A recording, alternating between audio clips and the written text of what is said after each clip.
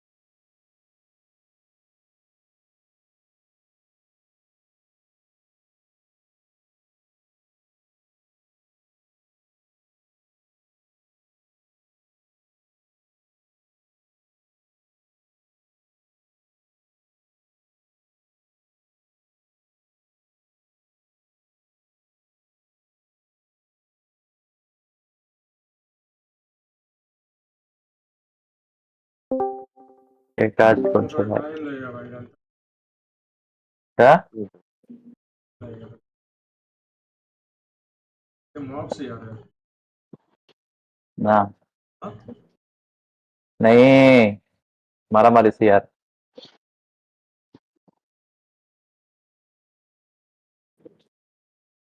राहुल को फोन किया था देव? ना ना फोन करें। अरे गजब लड़का है तो तू भी।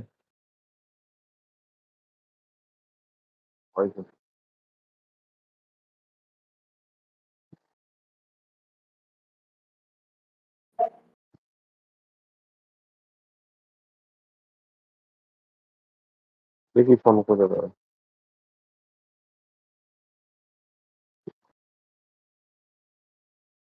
कर लगा लेना है।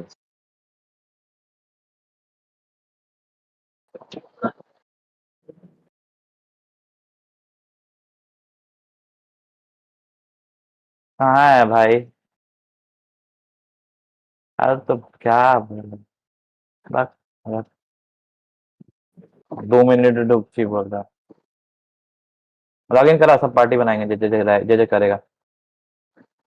वांटे तो आसे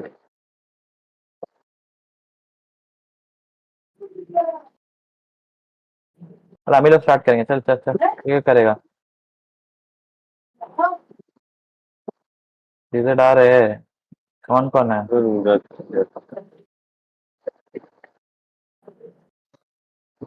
थोड़ा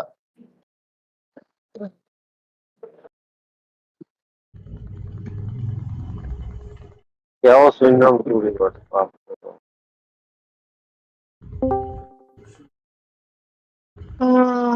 हाला हाला ऐड होंगे। पानी देना प्लीज ब्रो।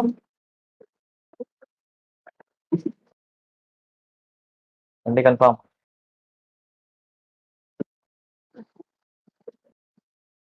हाँ भाई, डिक्लाइन मार दिया।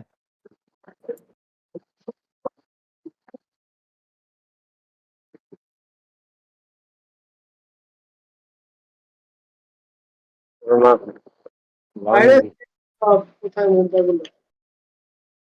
কাট করিস না। 131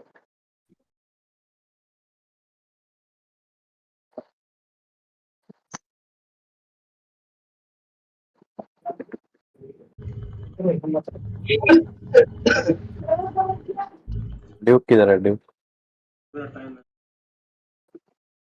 क्या? थोड़ा टाइम लगेगा भाई। नहीं आएगा? बोल। अभी नहीं आ पाएंगे भाई, तू लोग कर।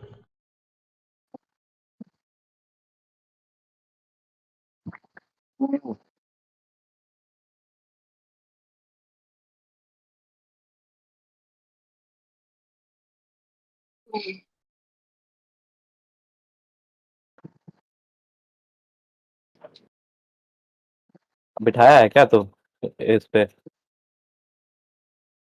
हाँ? हाँ?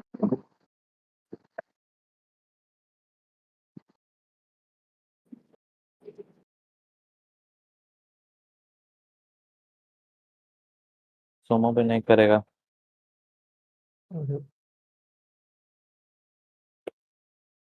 वो भूल गया वो। সে ফার্মার ওয়ালা পিকে করবো না, আমি ফল ফল খাবো না, পট পেট পট খেয়ে ফার্মার মারতে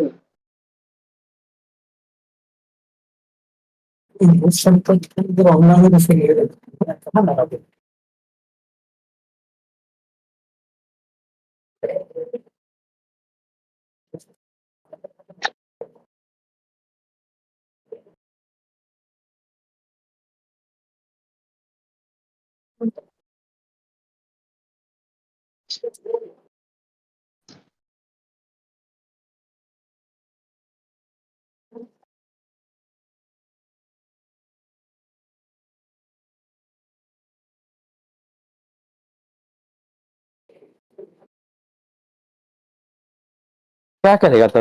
छोड़ मंटी। ঠিক আছে, ও করে বিয়ে করে লাভ নেই। राहुल की बोल रहे? ना, अब नहीं करेंगे। राहुल की बोल लो से क्या होगा भाई? আরে ভাই একটা মানুষের ইয়ে নেই, এবার বিয়ে বিয়ে করতে আসি কিছু করবো, সবাইকে সবসময় ডাকতে ভালো লাগে, কারো মনে তো ইচ্ছা থাকা দরকার না যে কিছু করতে আসি না। कुछ फोन कर लो चाय जिज्ञासा करो। तो पहले हम कॉल किए थे।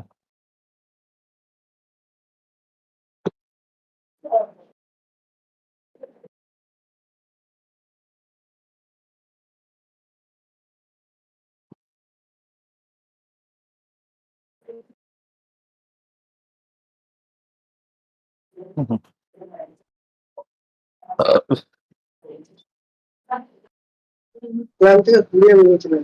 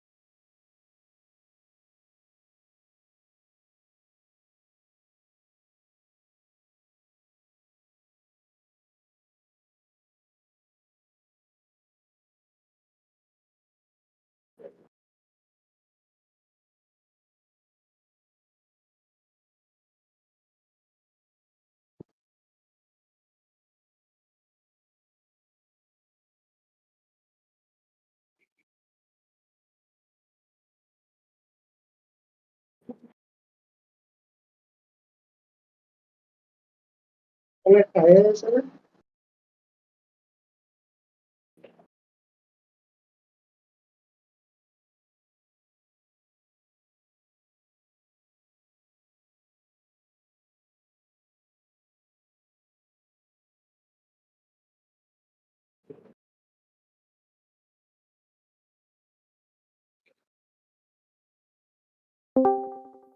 আহ,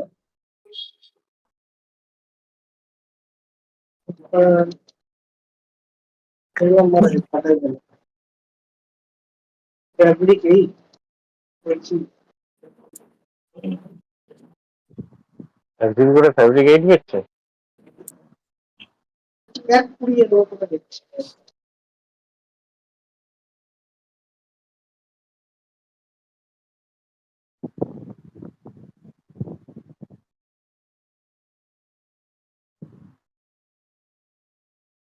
हेडफोन नहीं कर रहा भाई पीके।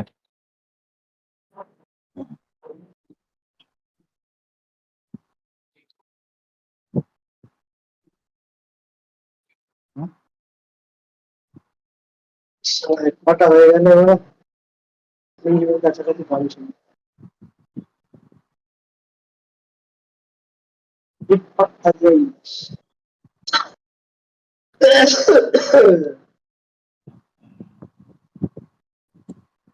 अच्छा ना ना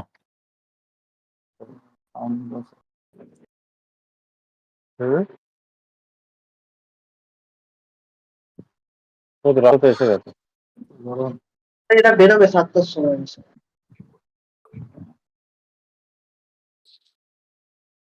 पड़ा তারা 7টায় বেরোবে। বেসটা अबे ज्यादा जन नहीं हम नहीं कर पाएंगे उतना मेहनत नहीं कर पाएंगे वैसे नहीं होगा।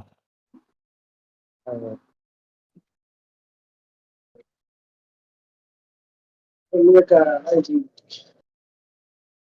সময় মার্কেট কিছু নেই তোমার মর্যাদা ফাঁক মারা বসে বসে রয়ে গেছে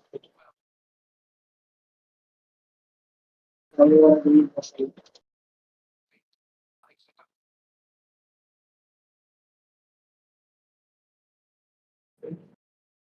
তখন কত করে হবে রে कितने जने हम थे हम लोग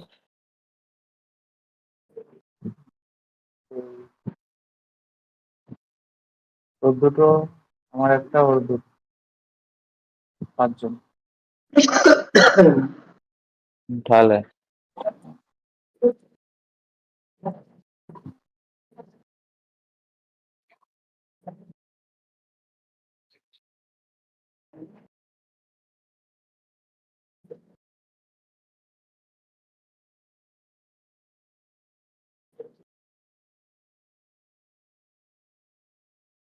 टाटा वाला बाय बाय। बाय।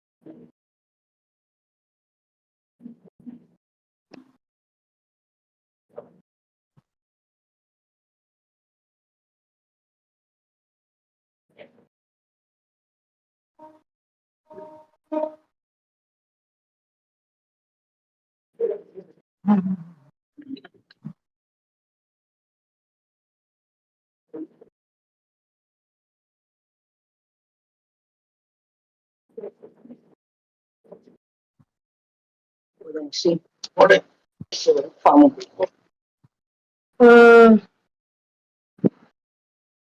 দেশে আরে ভাই চলে যাচ্ছে সেই মাথা খারাপ করে দিচ্ছে নেট শেষ হবে নেট শেষ হবে।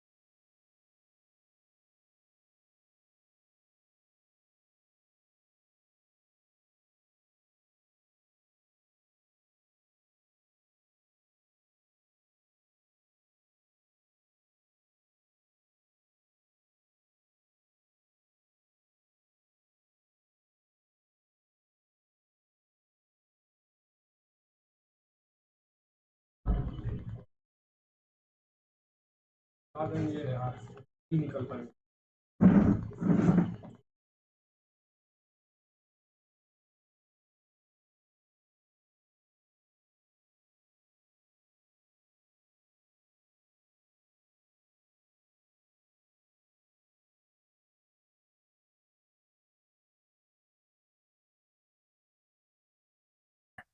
I came here for advice, not to be burned at the stake.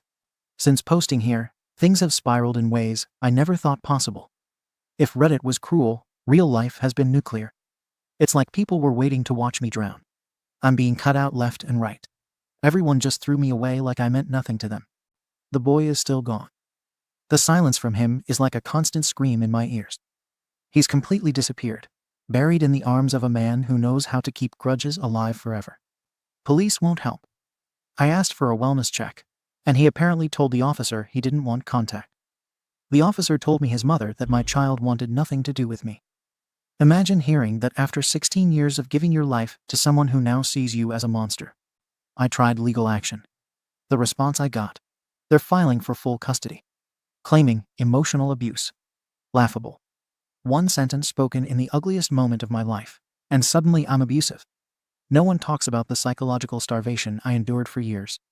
No one talks about the coldness, the years of being ignored, being unloved, unseen. That doesn't count, I guess. Only when I blow up does anyone care. Now I'm being painted as some dangerous woman who needs to be kept away. What happened with the neighbor? Oh, of course, everyone suddenly cares about him now. Jason. The only person who made me feel alive in a decade. He ghosted. Completely vanished once the confrontation happened. Probably too scared to deal with crazy mum drama. He used me like everyone else has. Guess he only liked me when I was his secret. People love asking why I didn't just leave if I was so miserable. As if that's easy. As if the entire system isn't rigged against women who try to escape when they're financially bound, emotionally blackmailed, and guilted by a society. I stayed for stability. I stayed so the boy wouldn't grow up bouncing between homes. But none of that counts now. Not a single person speaks to me anymore. Every door I ever knocked on as a friend is closed. They all believe the narrative now that I'm the cheating, heartless mother who said her son was a mistake. That I'm some soulless shell of a woman who never deserved the family she got. The same people I cried to for years told my truths till they dropped me like a leper. And the family. Gone too. The disownment was official this week. Sister blocked me. My mother told someone I was no longer part of this family. Which is fine. We haven't exactly had a peaceful history. I won't get into details because it's none of Reddit's business. But I've made decisions they didn't agree with before.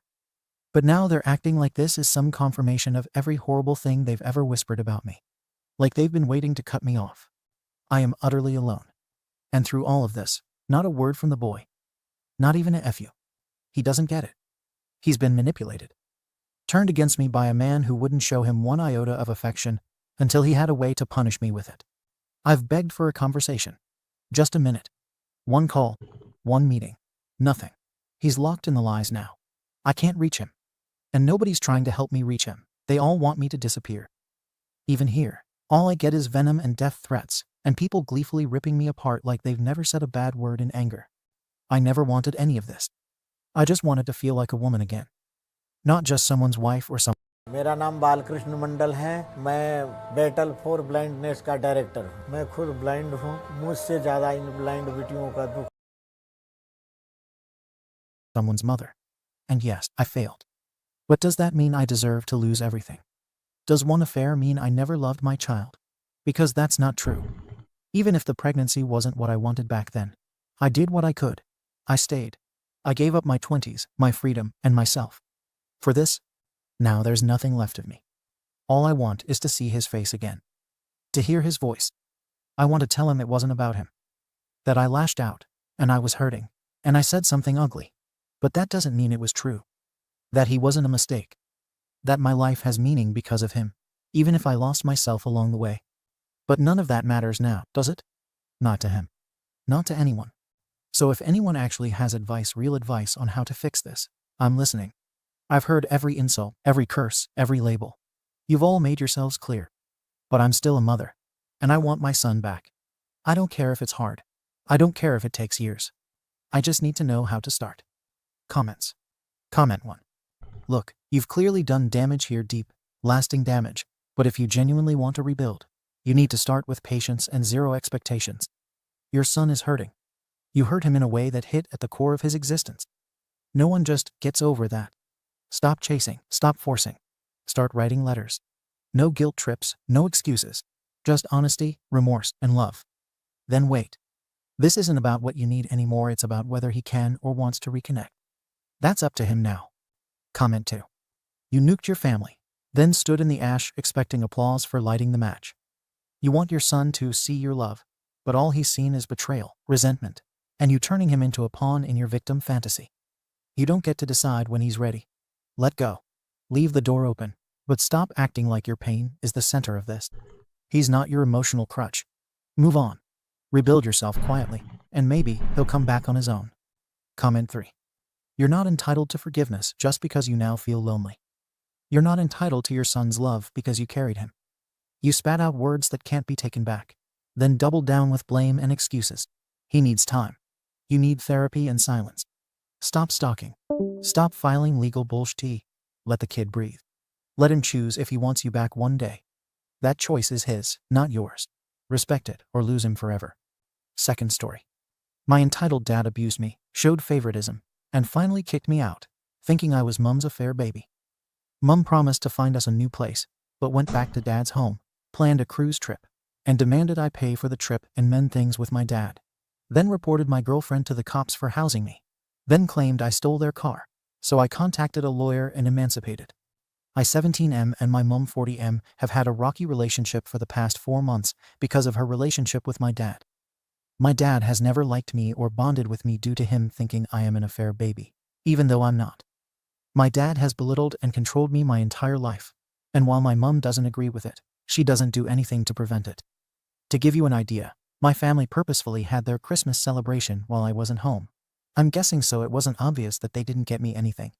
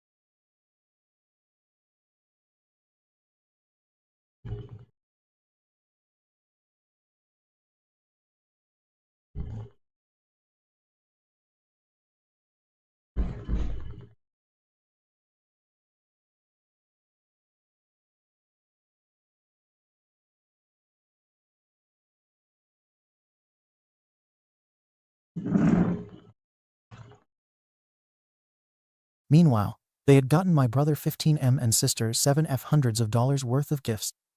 Honestly, I'm used to this sort of treatment, but when I told some friends, they said it wasn't right.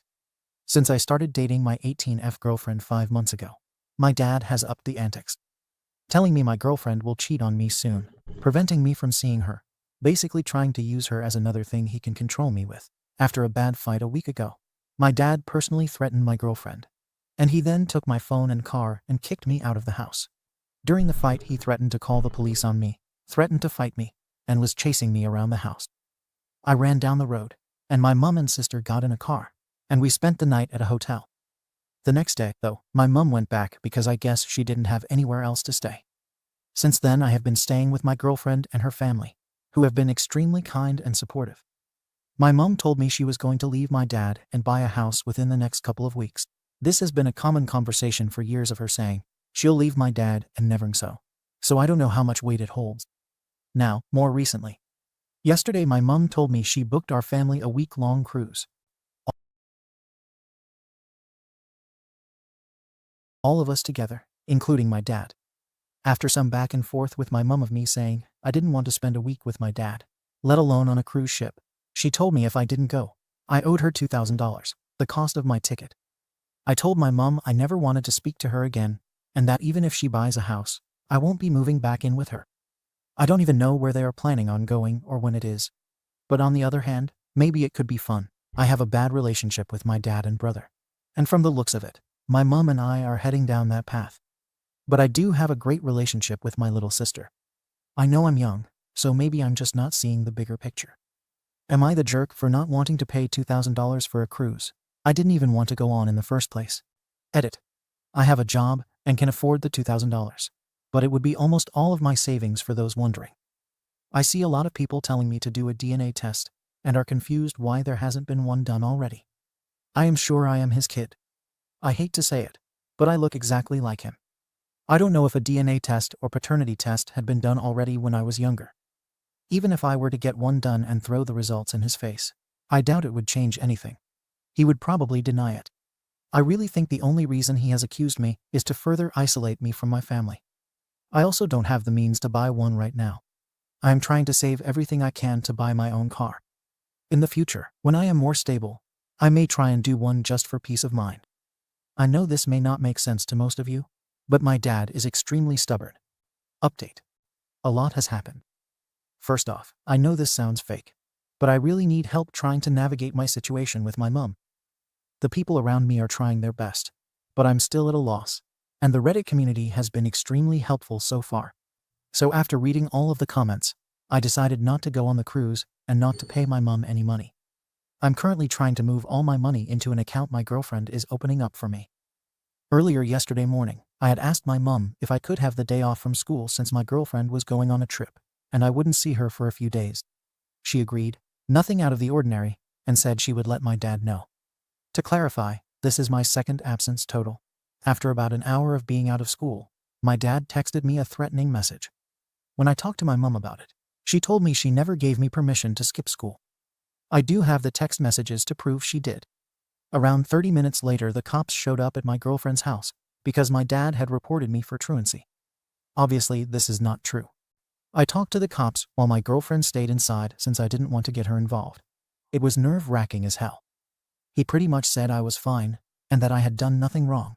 Just make sure I'm not missing too many days in a row. I guess word got back to my dad that the cops did nothing, and that really pissed him off.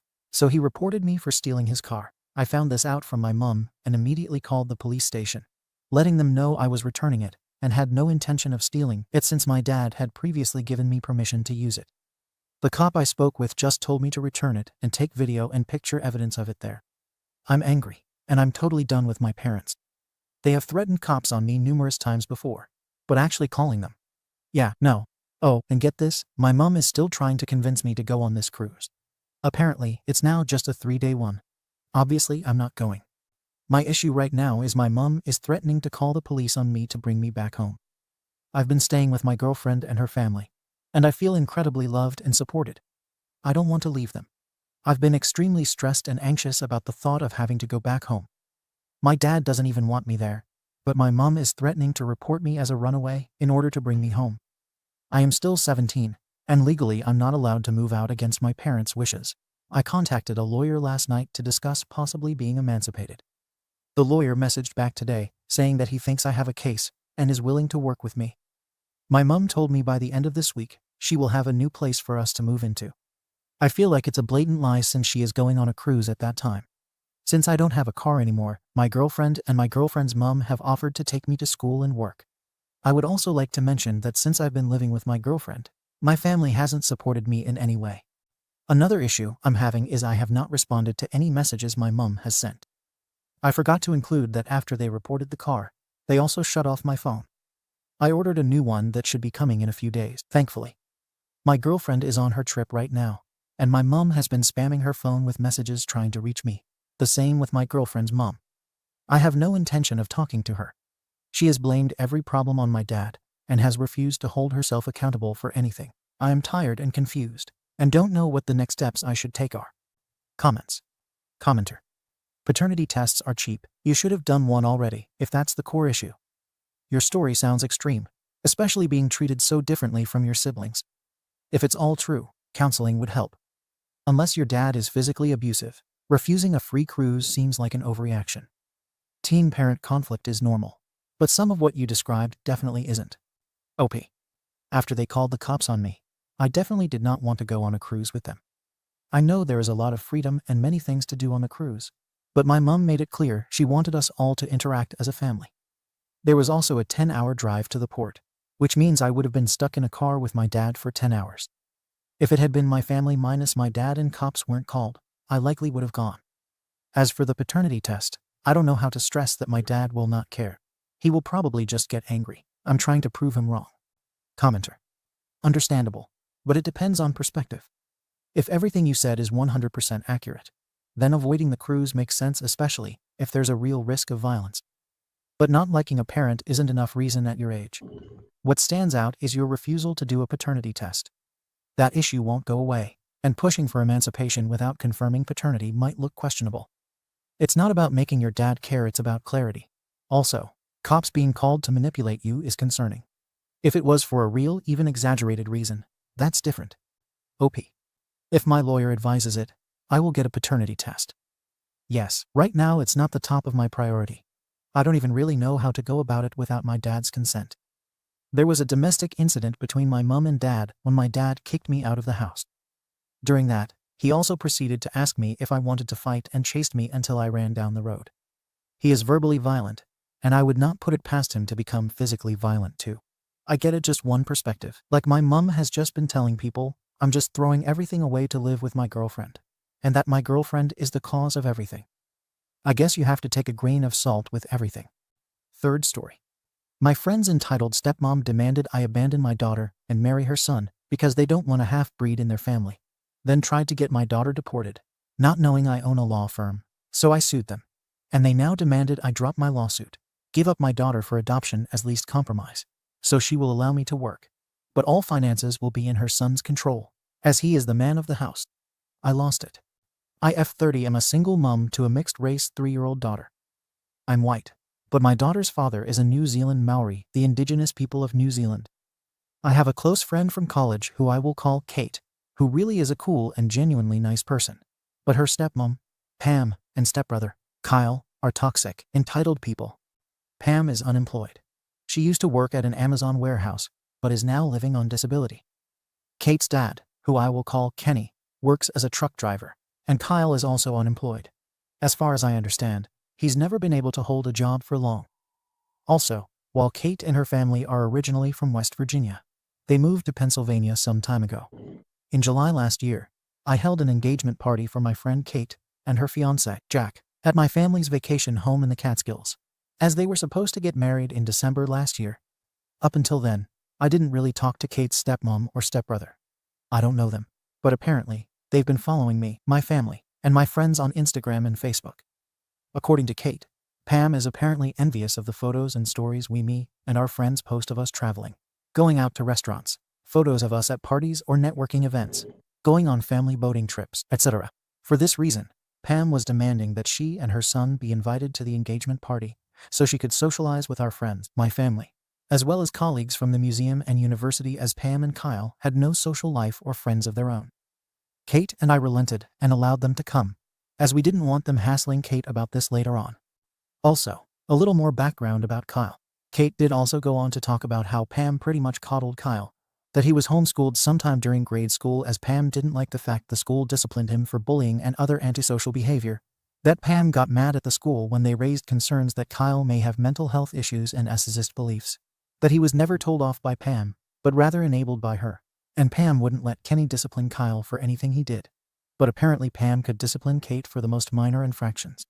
That said, Kyle grew up coming to expect to be given anything and everything he wants, as well as never having had to face any real consequences for his actions. For this reason, Kyle has no real friends, has no social skills, and has no respect for personal boundaries. At the party, as mentioned in my previous post, Kyle and Pam seemed out of place. Pam kept trying to talk up Kyle to my female friends at the party, and Kyle just seemed awkward or uncomfortable the whole time, and they couldn't hold conversations with the other guests. Later Kyle started flirting with me. I initially tried to be polite, keeping my answers to his questions short. But after Kyle called my daughter a half-breed, saying that I should get rid of her so I could go out with him, I felt so disgusted and angry with him that I snapped, shouting at him and his mum to get out of my family's house. Pam got mad at me, accusing me of disrespecting her son, which I don't deny, demanding I apologize to her son. Pam screaming at the other guests, who were now also chastising them, Pam and Kyle, etc. I, in turn, called Pam and Kyle out for being racist, classless misogynists, with the two of them leaving after realizing that nobody was supporting them, and Rachel calling being on the phone with the sheriff's office. Pam and Kyle then started sending me and Kate messages, angrily expressing how they felt humiliated. Pam calling me and my guests, most of whom were friends and colleagues from the museum and university, snobs, as she felt we thought that we were too good for them. Pam demanding I apologize to them. Pam and Kyle demanding I go out on a date with Kyle to give him a chance, and other things. I ended up just blocking Pam, but neglected to also block Kyle.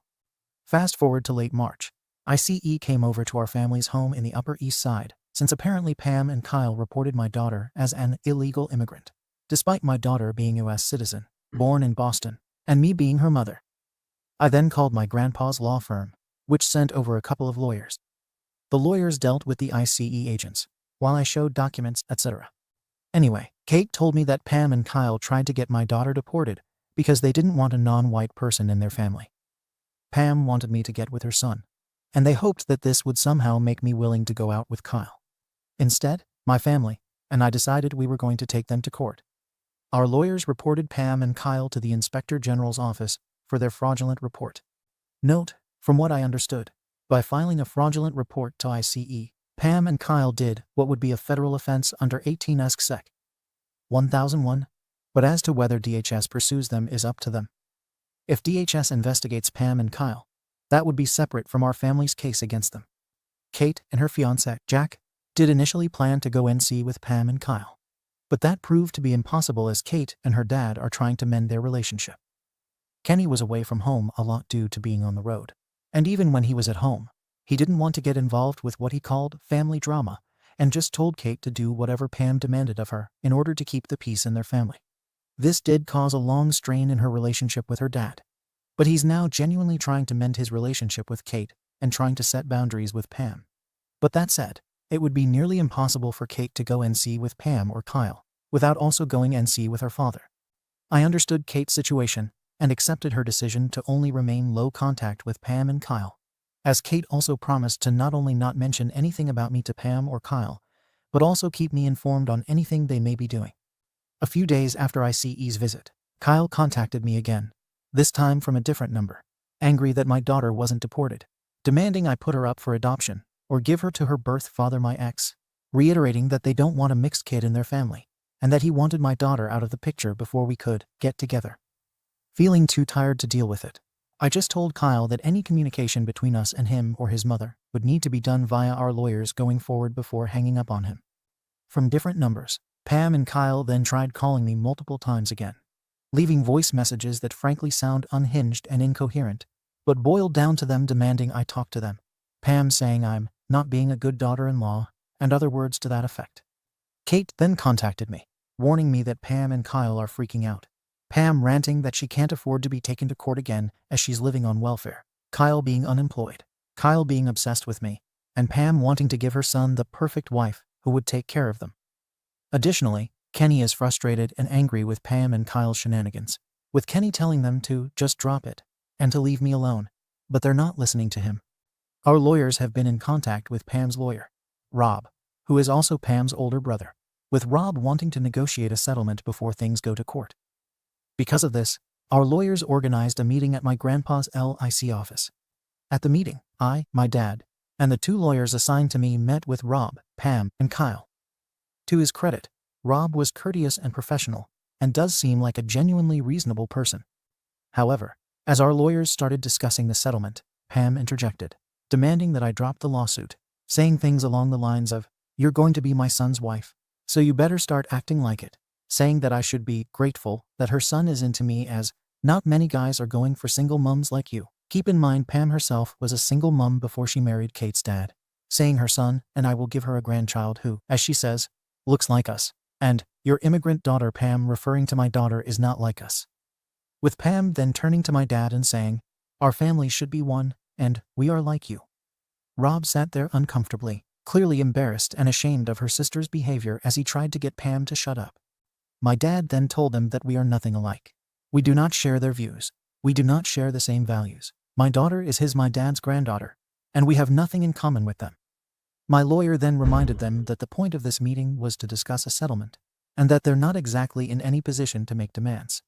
Pam, ignoring this, went on her rant, saying it was unfair that she spent the better half of her life working minimum wage jobs before going on disability, while my family wastes nice things like our family Christmas parties, boat trips, vacations, and good schools on my immigrant daughter, as Pam called my child. Pam continued talking about how she and Kyle deserve these things more than my daughter does. Pam saying it's unfair that my family and I flaunt our lives on social media, but not invite Pam or her son to join us despite us inviting Kate, who, again, is a close friend of mine, and that her kind of people referring to my daughter again have no place in her idea of America. Our lawyers then just asked Pam and Kyle, "If you're not here to discuss a settlement, then what exactly are you hoping to gain from this meeting?" Kyle then spoke up, saying that he demands that my family drop our lawsuit, and that I give in to his demand to give my daughter away and agree to go out with him. In exchange, he says that he will allow me to keep on working, but that my money needs to go to him as he will control our finances, with Kyle saying, "I am going to be the man of the house, so you better start listening to what I tell you." I just replied, saying, "What house? You live in an apartment with your mom." Kyle then got up and tried to walk towards me, but Rob had to hold him back as my dad and one of my lawyers got between me and Kyle. My other lawyer then left the conference room to call for security as Pam started screaming and shouting at her own lawyer/brother, Rob, for trying to hold back Kyle. A couple of minutes later, security arrived and tried to escort Pam and Kyle out of the office. However, as they were doing this, Kyle then broke free and tried running back towards the conference room we were in, but was being held back by office staff. Kyle then got into a fistfight with the 2 security guards and some of the office staff who tried to restrain him, with Kyle finding himself in a corner, with his fists up, his face red, and incoherently screaming at the security and staff surrounding him. Seeing this, I instructed the office receptionist to call 911. Seeing that the receptionist was on the phone, Pam then tried grabbing the phone from her as I held Pam back, with Pam shouting racist slurs at the receptionist. Realizing that the cops were on their way, Pam then grabbed Kyle as they ran towards the elevator, fleeing the building before the cops arrived. After they left and the police arrived, we gave our statements to the police. The injured security and office staff indicated that they wanted to press charges against Pam and Kyle. We then spoke with Rob, who did apologize to us for their actions, with him going on to say that he only agreed to take their case because they're family. We also moved to file a restraining order against Pam and Kyle, with all communication between them to be done via our lawyers. Additionally, as a result of Kyle assaulting security and staff in my grandpa's firm, they decided to pursue their own case against Kyle and Pam as well. Even after the incident at the office, Kyle and Pam continued to send me and my dad messages from different phone numbers and fake Facebook accounts, with Pam accusing me of ruining their future, again demanding we drop the lawsuit, demanding that we somehow get the police off of Kyle's back, Pam accusing me of ruining Kyle's life, accusing my family of being selfish, Kyle threatening to put me in my place, etc. As per our lawyer's advice, we did not respond to their messages or engage with them, but rather just recorded them and forwarded them to our lawyers for documentation. In order to decompress from the stress caused by Pam and Kyle, I got some time off work and spent a week down in Mexico to just relax a little. After returning to the States, I held a dinner get-together with my friends at this restaurant on Park Avenue, where Kate again apologized for all the trouble her stepmom and stepbrother have been putting me through, as I assured her that I don't blame her for any of this. Kate also let me know that she, her dad, and Rob have been urging Pam to just agree to a settlement, as they can't afford a lengthier court battle, coupled with all the other debts and bills Pam and Kyle already have. And Kenny has been pretty much paying for all their legal bills, draining his savings.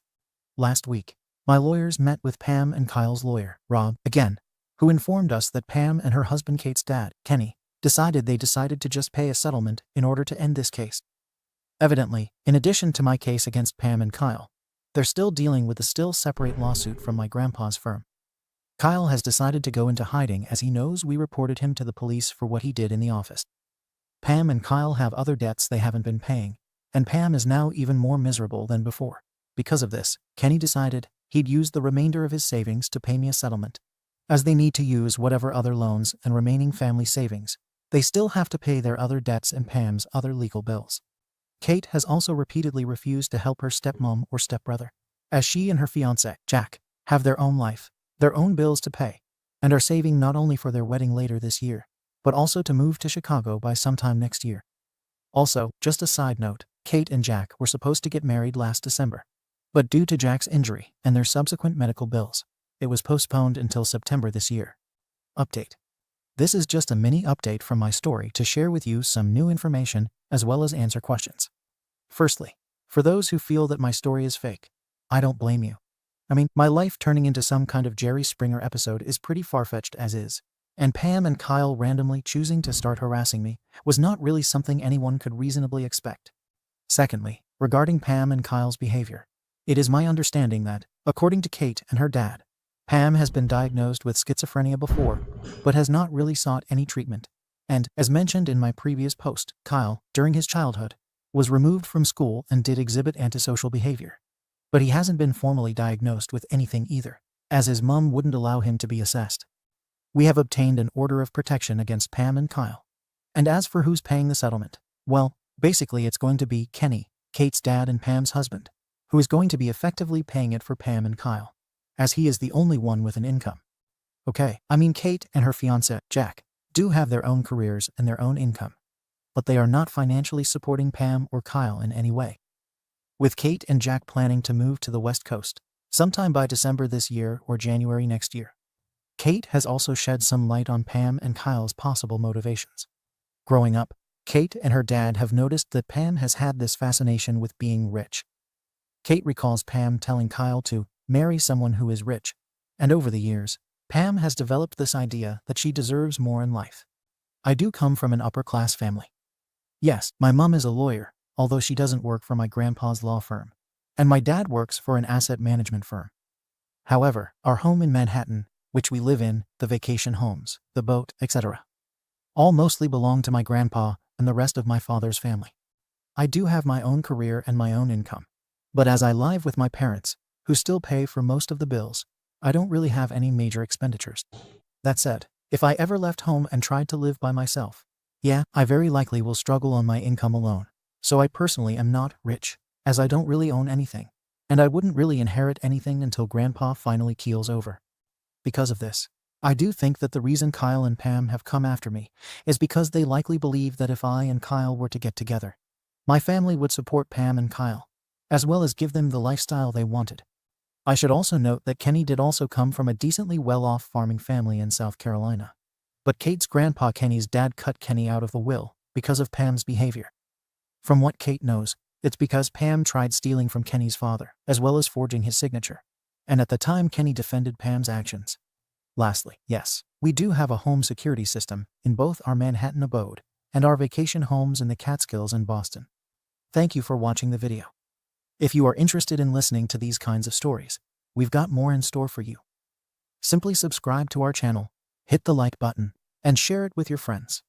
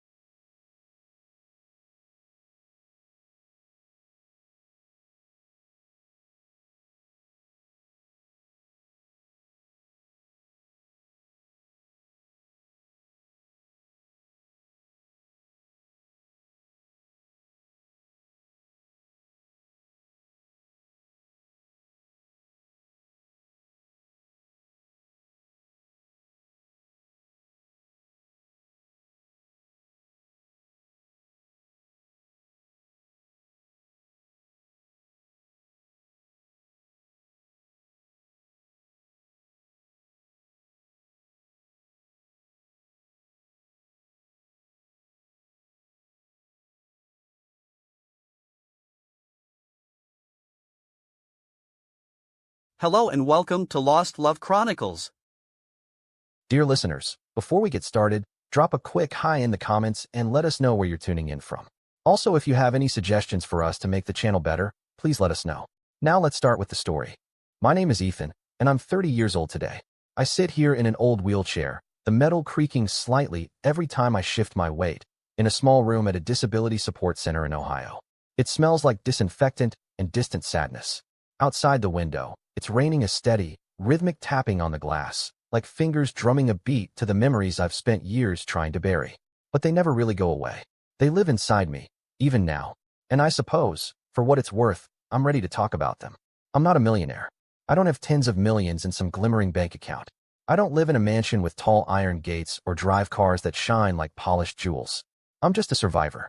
A man carrying scars, some you can see on my body, others you can't, buried far deeper, where nobody dares to look. But to explain any of it, to make any of it make sense, I have to go back. Back to the beginning. To the place where it all started. A rundown neighborhood in Ohio. A place they called River Bottom. The name alone already hinted at despair. The kind of name that sounds like someone had given up halfway through caring. It was a corner of Cleveland where the houses leaned like tired old men, wooden slats rotting, paint peeling. Everything felt gray even when the sun was out.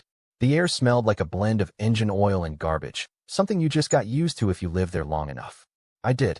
My home was a 2-bedroom apartment with stained, yellowed walls and a roof that always leaked when it rained. I used to place a pot under the worst spot in the ceiling and listen to the slow plunk, plunk, plunk of the water as I tried to fall asleep. My father, Calvin, did odd jobs at an auto repair shop a few blocks away. He came home with hands blackened from oil and a breath so thick with beer you could smell it before he opened his mouth. My mother, Lena, worked as a waitress at a tired little diner. She wore a faded pink uniform and forced a smile for customers who barely tipped. They were tired people, my parents. Worn down by work, by bills, by life. We were poor. So poor dinner was often just peanut butter sandwiches. I learned early not to ask for things. No toys, no outings, no new clothes. Just don't ask. That was the unspoken rule. But I was still a kid. And kids dream. I found joy where I could. Running wild through the neighborhood, jumping puddles, climbing stacks of old tires behind my dad's shop. I imagined I was an explorer, deep in the jungle. Dangerous missions. Secret worlds. I had a best friend, Tommy. Scrawny, all elbows and knees, with wild red hair and a permanent smudge of dirt on his cheek. Tommy loved science fiction. He was always borrowing books from the tiny library on the corner. Ethan, he'd say, wide-eyed and full of fire, one day, you and I are going to get out of this hellhole. You'll see. And I believed him. God, I really did. I believed that one day I'd be someone. Do something great. That belief carried me further than you'd think. But then, when I was 9 years old, everything changed. It was a chilly autumn morning. The kind where the windows fog and the floor feels too cold under bare feet. I was still rubbing sleep from my eyes when my mother called me into the kitchen. She was standing by the counter, holding a cup of coffee with both hands like it was keeping her upright. She wore her old, worn-out sweater, the one with the sleeves that stretched too long, but her eyes were different that day. Not tired, not warm, just tense, like she was hiding something. Ethan, she said quietly, not looking me in the eye, you're staying home from school today. I blinked. What? Her voice trembled a little. We're taking you for a health checkup. A special place. I wrinkled my nose. What kind of checkup? I'm not sick. Just then, my father appeared in the doorway. He leaned against the frame with that same look he always had, arms crossed over his chest. He let out a low grunt, then muttered, don't ask too many questions. Let's go. We piled into my dad's rickety old truck, the one I used to jokingly call the coughing machine, because of the way its engine sputtered and hacked like a smoker on his last breath. I didn't joke that morning. I just climbed in, quietly, wedging myself between my mother and the rust-flaked door. The truck groaned as it pulled out of the driveway, and the farther we drove, the quieter everything became. We left River Bottom behind, the sagging houses, the broken fences, the smell of motor oil and damp leaves. The city thinned into empty fields, endless and brown, with only the occasional tree flashing by like ghosts. No one said much during the drive. My father kept his eyes locked on the road. My mother clutched her purse tightly on her lap. I looked out the window, pretending to count fence posts just to keep my mind from wandering. After what felt like hours, we finally arrived. A single gray building stood alone off the highway, surrounded by cracked pavement and silence. It didn't look like a hospital. There were no signs, no flags, no emergency entrance with blinking lights. Just a squat, concrete structure with a heavy iron door and a few scattered cars. It looked like a warehouse. Or a bunker. Something made to keep secrets in. I didn't want to get out of the truck. My hand found my mother's, and I felt the coldness of her palm instantly. She was shaking. "Don't be scared, Ethan," she whispered, her voice barely holding together. But she was the one trembling, not me. Inside, everything felt wrong. The floors gleamed too much. The white walls felt like they were watching. The air had that clinical bite of antiseptic, but it couldn't hide the unease crawling under my skin. A man in a white lab coat appeared, his steel-rimmed glasses catching the light. He was tall, older, with a clipboard tucked under one arm and a smile that never quite reached his eyes. "Hello there," he said, his voice smooth and too cheerful. "You must be Ethan." I nodded, staring up at him. "I'm Dr. Holden." He reached out and patted my shoulder. "Healthy young boy. Just a few small tests, and you'll be home in no time." His hand was dry and light, but it made my stomach twist. I looked up at my parents, silently asking what this place was. My mother forced a smile. "We'll be right here," she said. "The next part is a blur like a dream you don't want to remember, but keeps finding its way back in pieces." They took me into a white room. Cold. Stark. Like all the warmth had been scrubbed out of it. A nurse told me to lie down on a metal table. I obeyed. A prick in my arm. Another in my neck. I tried to ask what they were doing, but the words slipped from my tongue. My eyelids grew heavy, the lights above smearing into a blur. Then darkness. When I woke up, I was in my own bed, back at the apartment. My head throbbed with a dull ache, and my limbs felt like I'd run a marathon in my sleep. Everything hurt. I tried to sit up, but even that felt like too much.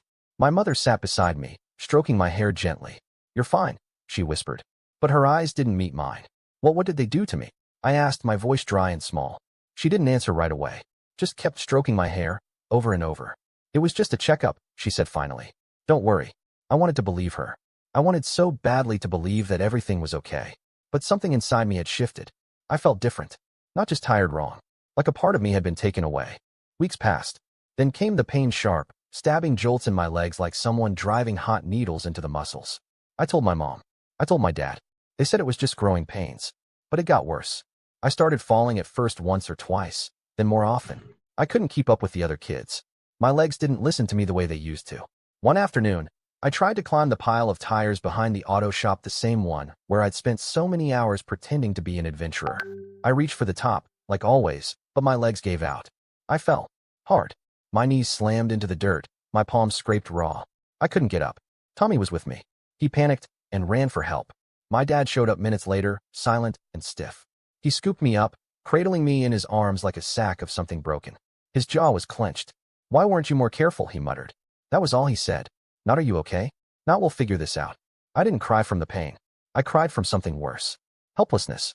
Like the world had turned on me, and no one noticed. Over the next few months, everything spiraled. The pain turned to numbness. I couldn't walk without crutches. Then not at all. Eventually, a doctor at the local hospital gave it a name: paralysis of the lower body. A rare neurological disorder, he said. No one explained why. No tests. No follow-up. Just a label and a goodbye. My parents didn't fight it. They didn't ask questions. They just brought home an old wheelchair, scratched metal, torn seat, wheels that squeaked with every push. And as I struggled to adjust to this new life, I started to notice something strange. My family changed. First, it was the truck. One day, it was just gone, replaced by a shiny new SUV, dark blue with leather seats. I asked where it came from, but my mother just said, "Your father's doing better at work." Then, not long after, they sat me down in the kitchen. My mother took my hand in hers. "We're moving," she said. "What?" I asked. She smiled, but it didn't reach her eyes. A fresh start. But her smile wasn't genuine. We left River Bottom behind like a bad memory, trading crumbling sidewalks and flickering street lamps for a pristine suburb lined with trees and rows of houses boasting manicured lawns and perfect white picket fences. It didn't feel real. It didn't feel like ours. The new house was huge, 2 stories with a fireplace in the living room, gleaming wooden floors, and a kitchen that looked like something out of a magazine, all granite countertops and chrome appliances. I remember sitting in my wheelchair in the middle of that shiny new space, feeling like a worn-out toy someone had forgotten to throw away. I didn't belong there. One evening, as my dad was locking up his new car, an expensive model I didn't recognize, I rolled up beside him on the driveway. "How can we afford this house?" I asked. He paused for a second, his hand still on the keys, then gave me a faint smile, the kind that didn't reach his eyes. "Business is better now," he said. "Don't ask too many questions." But I wasn't stupid. I noticed things. The thick envelopes they shoved into drawers when they thought I wasn't watching. The late-night phone calls whispered in the hallway. The sudden disappearances, sometimes both of them, would be gone for hours without explanation. My mother started dressing differently, nicer clothes, silk blouses, shoes that clicked when she walked down the hall. She wore makeup even when she wasn't going anywhere. Her earrings sparkled under the kitchen lights. My father's hands were no longer stained with grease. Instead, he wore a shiny new watch, and he walked like a man who had nothing to worry about. But they never looked at me the same way.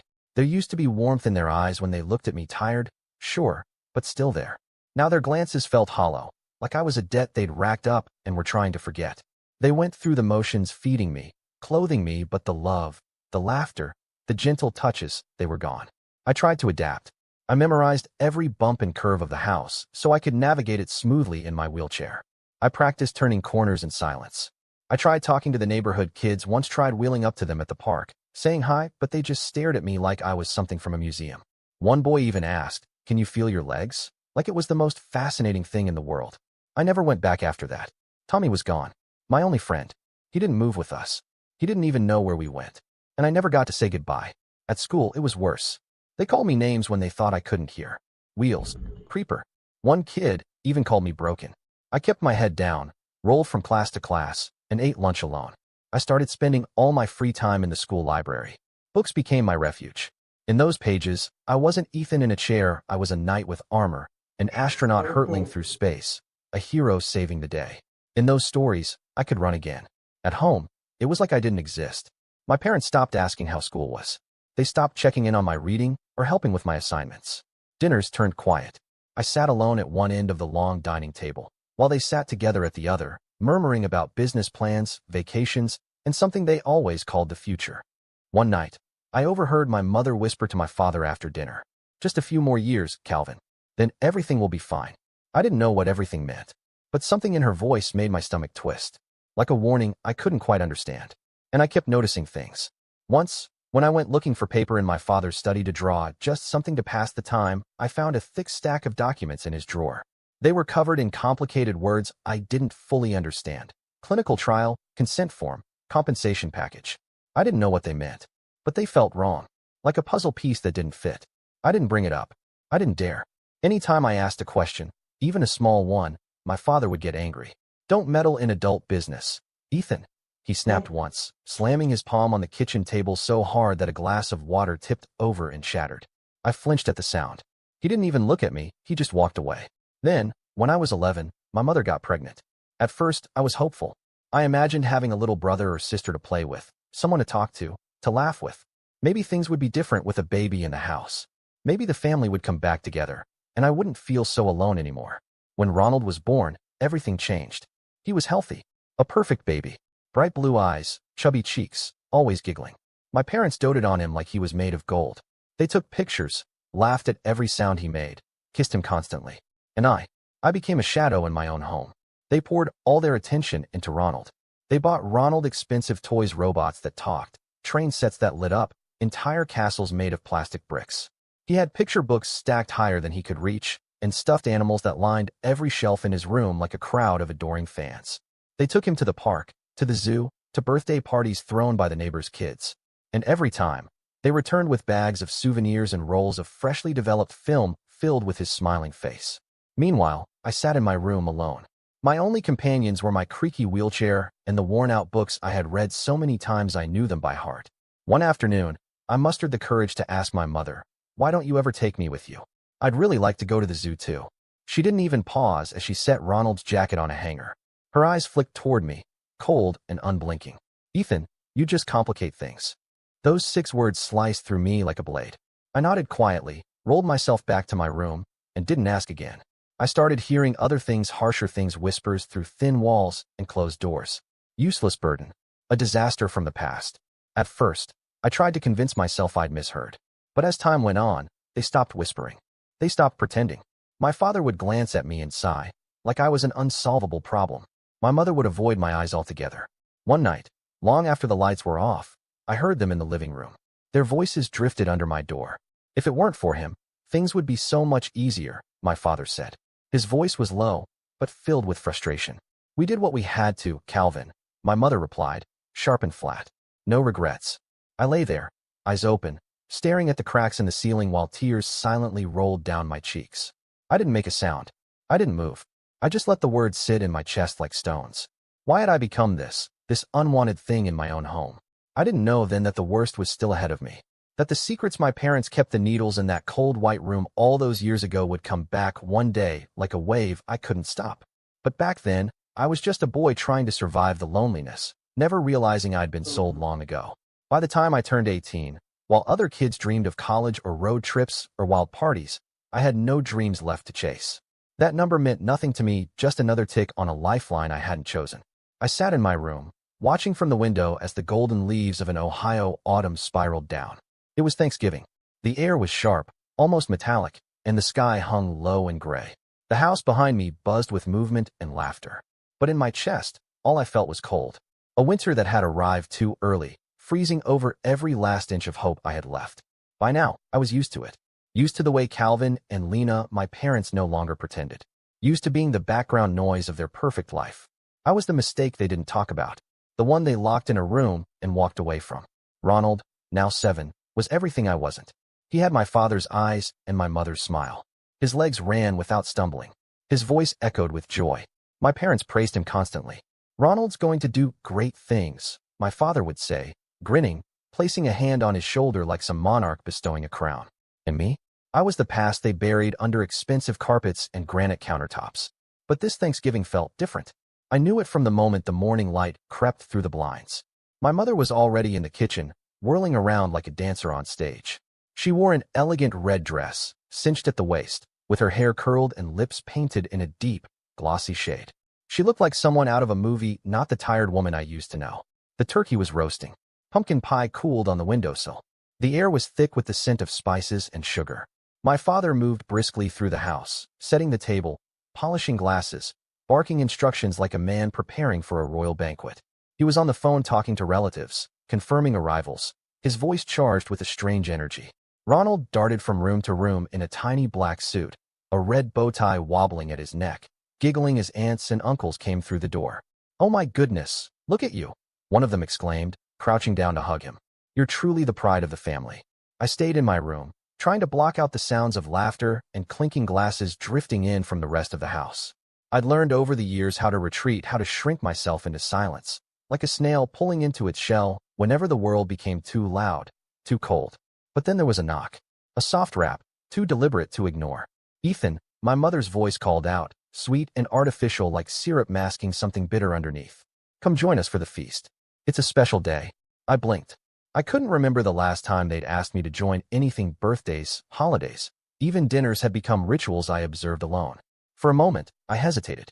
Then I turned the wheels of my chair slowly, cautiously, and rolled out of my room. My heart beat faster with each creak of the floor beneath me. A part of me, small, foolish, hoped maybe this night would be different. Maybe they remembered I existed. Maybe I would be seen. The living room was radiant under the chandelier's golden light. The long dining table shimmered with elegance, white linen tablecloths, polished silverware, wine glasses sparkling like crystal, and dish after dish of aromatic food. It looked like something out of a magazine. And yet, it felt like it wasn't meant for me. Relatives and friends filled the chairs, laughing, their faces flushed with wine and warmth. People I barely knew, people who'd maybe seen me once when I was younger, offered me quick, uneasy smiles before turning away. The smiles didn't reach their eyes. They never did. Ronald sat nestled between my parents at the center of it all, wearing a little vest and clip-on tie like a prince holding court. My mother had one arm draped around his shoulders, and he leaned into her, grinning as if the whole world belonged to him. I quietly wheeled myself to the far corner of the table, where no place setting had been laid out for me. I said nothing. I didn't want to ruin the illusion. I just wanted to be part of something. My parents' expressions were strange. Not angry, not happy, nervous, uneasy. They kept looking at Ronald, then at each other. It was like they were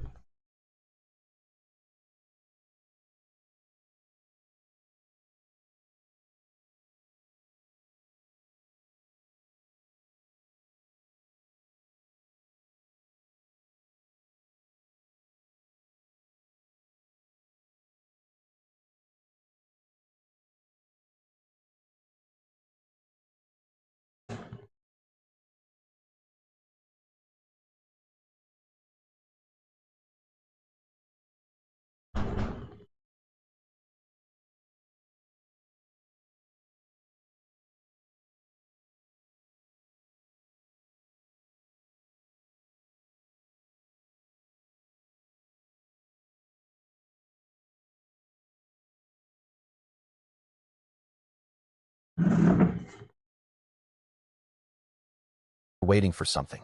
Finally, my father stood, lifting his glass. His voice rang out above the chatter, calm and rehearsed. Thank you all for being here today. Thanksgiving is a time to be grateful for what we have, and I'm proud to say that Lena and I have built a life worth dreaming of. Applause broke out around the table. Someone whistled. Another shouted, "Hear, hear." I looked down and fidgeted with the napkin folded across my lap. It had little golden leaves embroidered into the fabric. I stared at them, trying to drown out the creeping loneliness pushing up my throat. But then my father continued. His voice shifted, growing more serious. Today, we want to share an important decision. A decision for the future of this family. I looked up. My chest tightened. My mother gripped Ronald's hand and gave him a smile so bright it looked painted on. My father let his gaze sweep across the table, pausing at every face, every guest, every relative. Except mine. It was like I wasn't there. Then he said it. We've decided that all of the family's assets, this house, the cars, the stocks, everything we own will be left to Ronald. Our pride and joy. The room erupted. People clapped. Some even stood and applauded. That's wonderful, someone exclaimed. Such a wise choice, said another. A toast was made. Glasses clinked. And Ronald beamed. He hugged my mother, and she bent down, whispered something in his ear that made him giggle with delight. I just sat there, frozen. My fingers clenched the arms of my wheelchair. Everything the home I had lived in, the future I hadn't even dared to dream about belonged to Ronald now. Not a single mention of me. Not a thank you. Not even a glance. It wasn't about the money. It was never about that.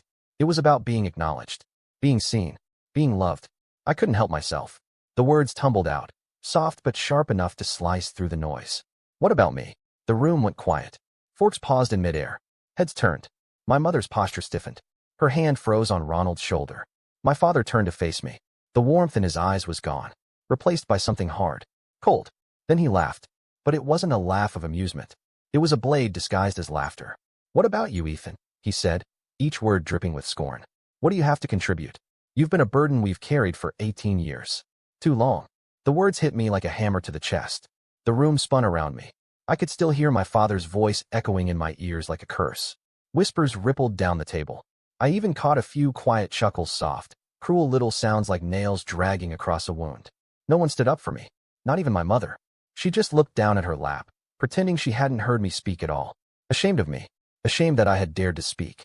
Ronald turned and looked at me, his big, bright eyes blinking with innocent confusion. He didn't understand. He couldn't. Part of me wanted to scream at them, to slam my fists on the table and shout until someone finally saw me. Until someone realized I wasn't invisible. Until they remembered that I was their son, too. But I didn't scream. I couldn't. I just sat there. My hands were trembling, gripping the arms of my wheelchair like they were the only thing anchoring me to reality. My jaw clenched so tight I thought my teeth might crack. Tears burned behind my eyes, but I swallowed them down. I wouldn't give them the satisfaction of seeing me cry. Not in front of these people. Not like this. The feast carried on. As if nothing had happened. As if I had never spoken. As if I didn't exist. Laughter resumed. Glasses clinked. Toasts were made to Ronald, to his bright future, to the brilliant decision my parents had made. Their voices faded into a blur as I slowly wheeled myself away from the table, unnoticed. Not a single voice called after me. Not one. I rolled down the hallway, into the quiet shadows of my room, and closed the door. The soft click of the latch felt final, like the slamming of a vault. I let the darkness wrap around me, thick and cold. I didn't turn on the light. I didn't move. I just sat there, listening to the muffled joy still floating through the walls. But my chest felt hollow. The pain I felt wasn't just from tonight, it was years in the making. 18 years of being invisible, of being tolerated, of being treated like a mistake no one wanted to admit to. I glanced around my room. The narrow bed, the old wooden bookshelf, my collection of adventure books lined up neatly, stories that had kept me sane when no one else had. These things, these quiet objects were my whole world. And yet they belonged to this house. A house where I had no place. That night, I didn't sleep. I lay in bed, eyes open, watching the shadows crawl across the ceiling. The sounds of silverware clinking and drunken laughter floated through the vents, reminding me how far away I really was even under the same roof. I thought about River Bottom, about how poor we were, but how my parents still used to laugh with me back then. How my mother would sing while stirring soup. How my father once carried me on his back just to watch fireworks. Then I thought about the needles in the white room, about the smell of antiseptic, the way they told me it was going to help, how my legs stopped working, how everything changed after that. Their sudden wealth, the new house, the late-night whispers, the shiny things they wore. It all came flooding back like puzzle pieces falling into place. Something had always felt wrong. I just hadn't wanted to face it. But tonight, when my father looked me in the eyes and called me a burden, something inside me shattered. I couldn't stay. I couldn't breathe in this house anymore. Not without choking on the silence.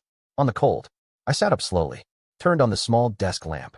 Its dull light cast soft shadows across the floor. My hands were shaking as I reached for my backpack. I packed quietly only what was truly mine. A few clothes, my favorite books, some photos I'd hidden away in a drawer. I crept into the kitchen like a stranger and snuck a few granola bars and a water bottle. My wheels creaked softly against the tile. I moved like a ghost through my own home. No plan, no map, no destination. Just a single, burning truth. If I stayed, I'd die. Not my body, but the rest of me. My soul, my hope, everything that made me Ethan. At dawn, I opened the back door. The early fog clung to the ground.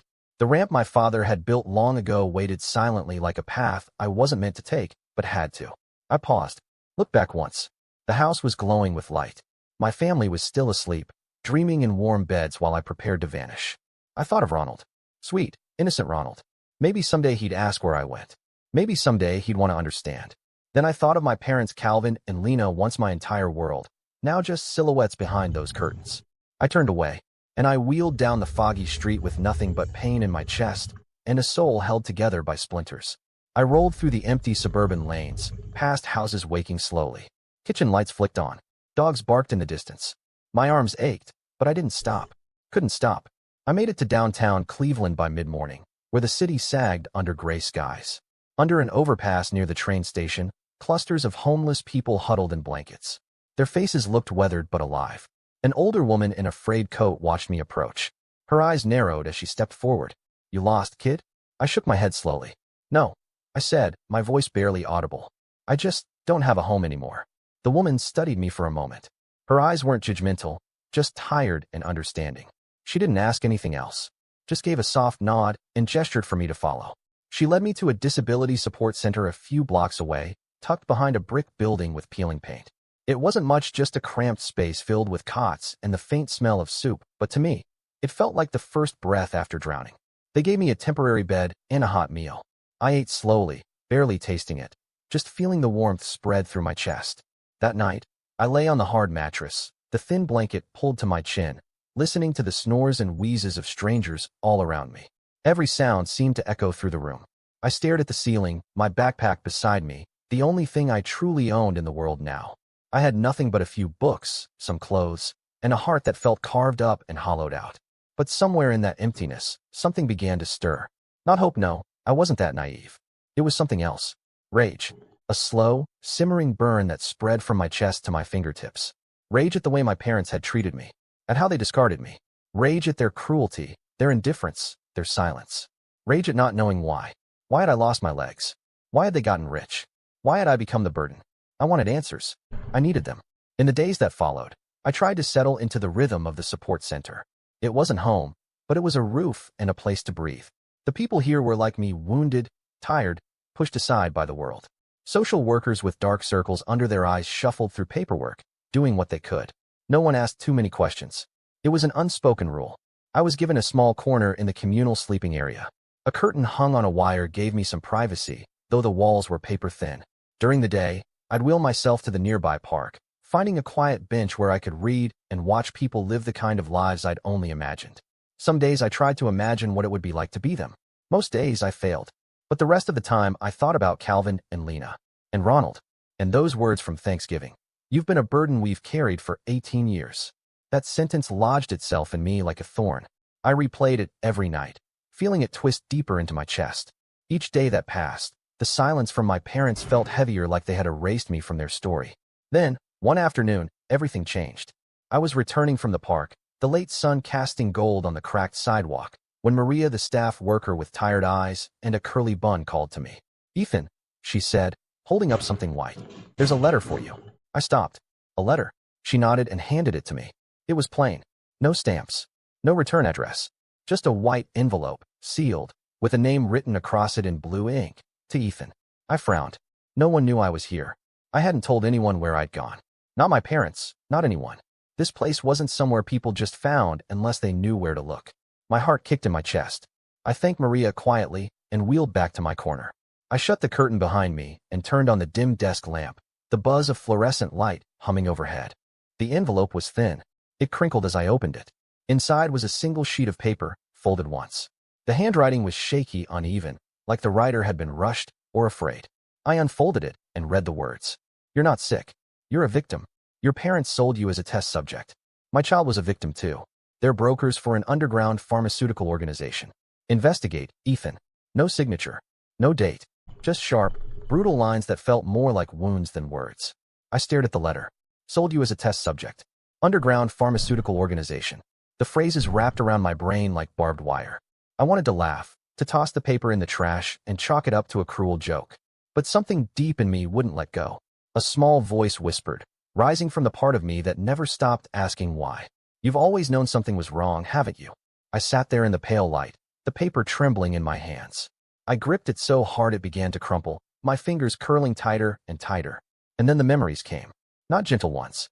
Memories sharp as glass. The sterile white room when I was 9. The needles. Dr. Holden with his cold, clinical smile. I could still feel the sting, the sterile sting of metal on skin. The way my legs had first grown weak, then stopped responding altogether. And after that, the SUV. The move to the big suburban house. The way my parents started answering late-night phone calls in hushed voices, doors closing between us. And how their eyes changed when they looked at me not like a son, but like something owed. Something they regretted ever owing. Those memories had been buried for years, shoved down so deep I almost believed they'd never happened. But now they came roaring back sharp, twisted, and undeniable. Still, I didn't want to believe it. I couldn't. They were my parents. Calvin and Lena. However cold, however distant, they were still the ones who put food on the table, who bandaged my cuts when I was small, who read bedtime stories once, long ago, before the stories stopped. They'd raised me, hadn't they? Even if it was like raising a shadow. How could they do something so horrific? I stuffed the letter into my jacket pocket, heart pounding, breath shallow. I told myself it was nothing. Some crackpot. Maybe someone jealous of my parents' money. Maybe a mix-up. Maybe a lie. But the words wouldn't leave me. They followed me through dinner, through the quiet shuffle of the support center's halls, into my cot under the dim light. That night, I lay there, still and silent, eyes wide open, listening to the soft symphony of snores and coughs around me. In the dark, I thought about Ronald, my little brother growing up in the warmth I never had. His smile. The way he looked at our parents, so full of trust. You've been a burden for 18 years. That sentence played again in my mind like a broken record. And then I thought of my legs. Taken from me. With no explanation. If the letter was true, if any part of it was true, I had to know. Not because I wanted revenge. Not then. But because I needed the truth. I had to know why. Why me? Why my body? Why this life? The next morning, I decided to start. I didn't have much. But I had that letter. And my memories. That was enough for now. Hey Maria, I asked as I rolled into the front room. About that letter. She looked up from her clipboard. Yeah.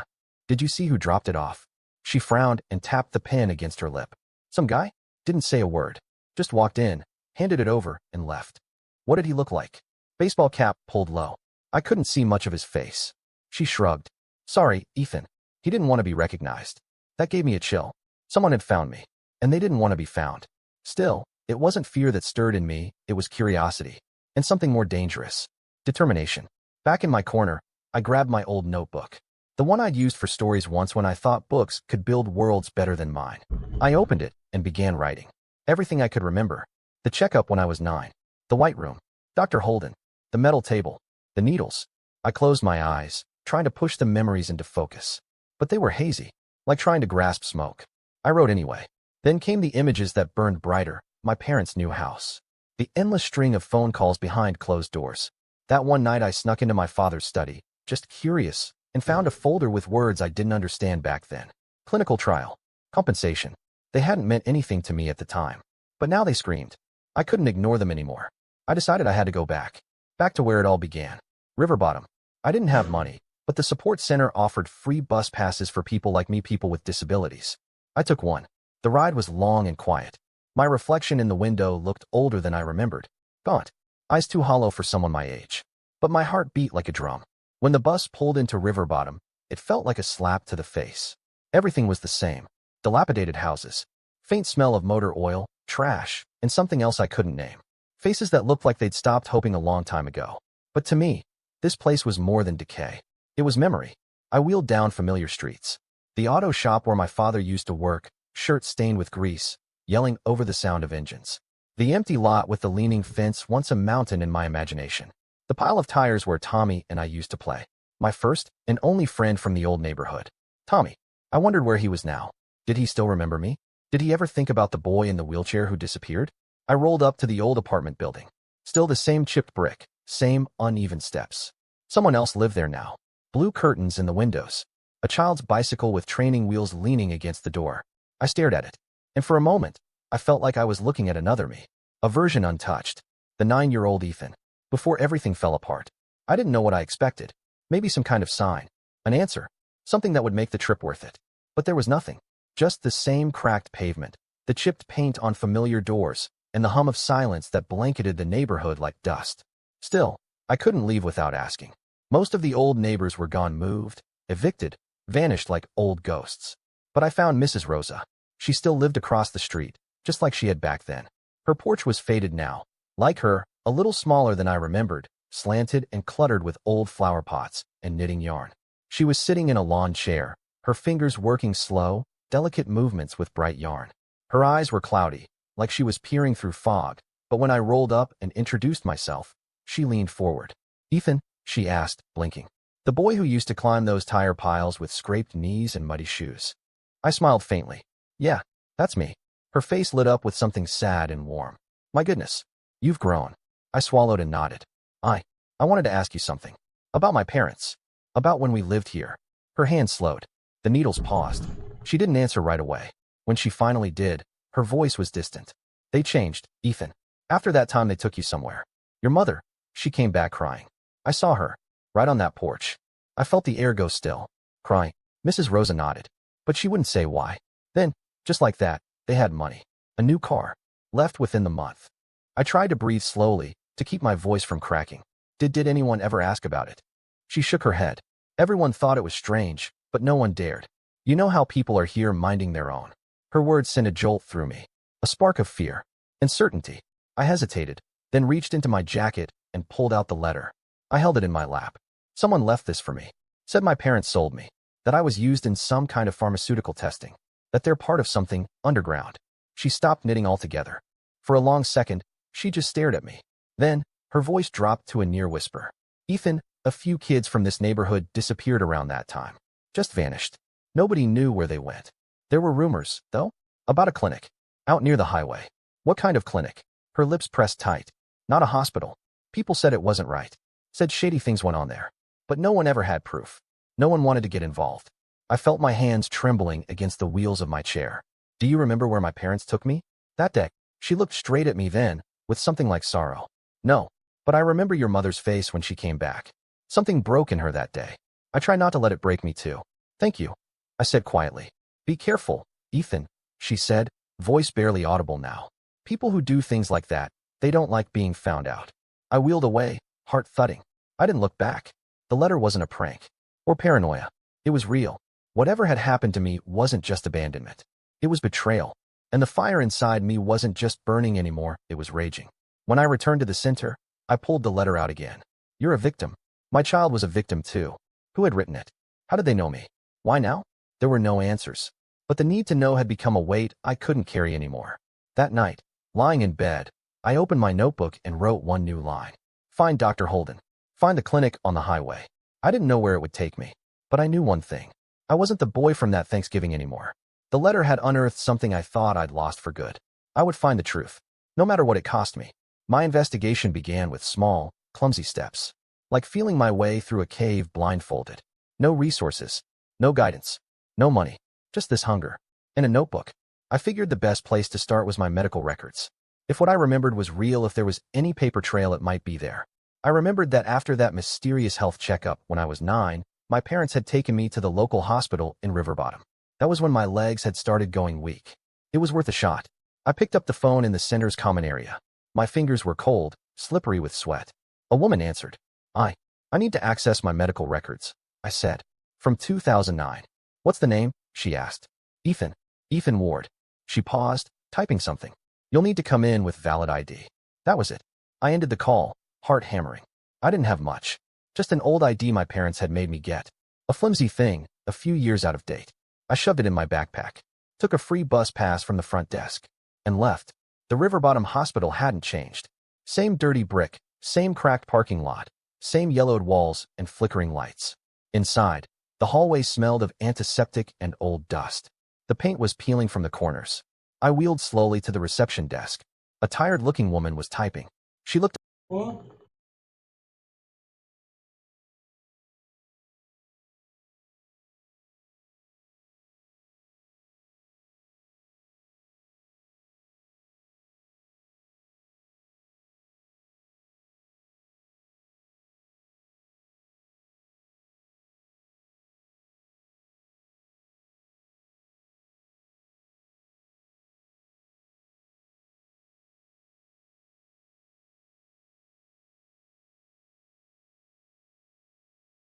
up when I approached.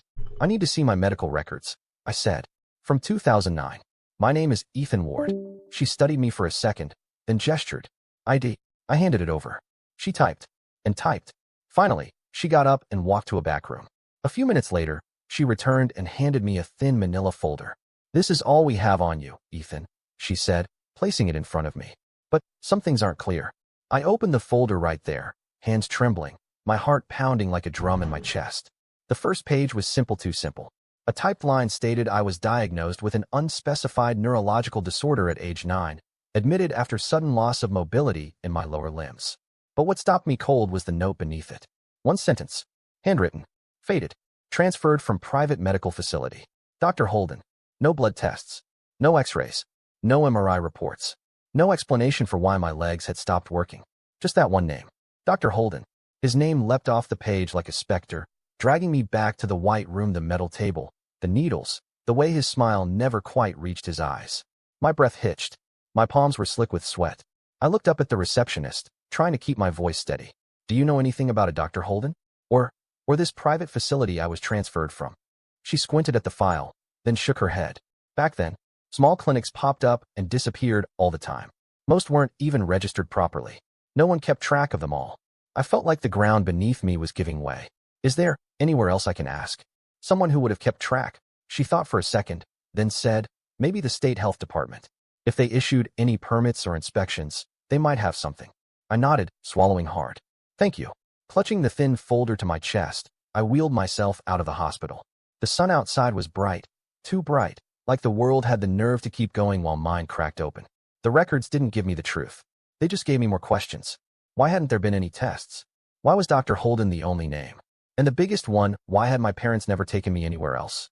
I couldn't stop thinking about what Mrs. Rosa had said, the clinic on the highway. That had to be the next step. I went back to River Bottom. The streets felt tighter now, more hollow. I passed the old auto shop again, the broken fence, the bus stop with its faded ads. I started asking people. Anyone who might have been around when I was a kid.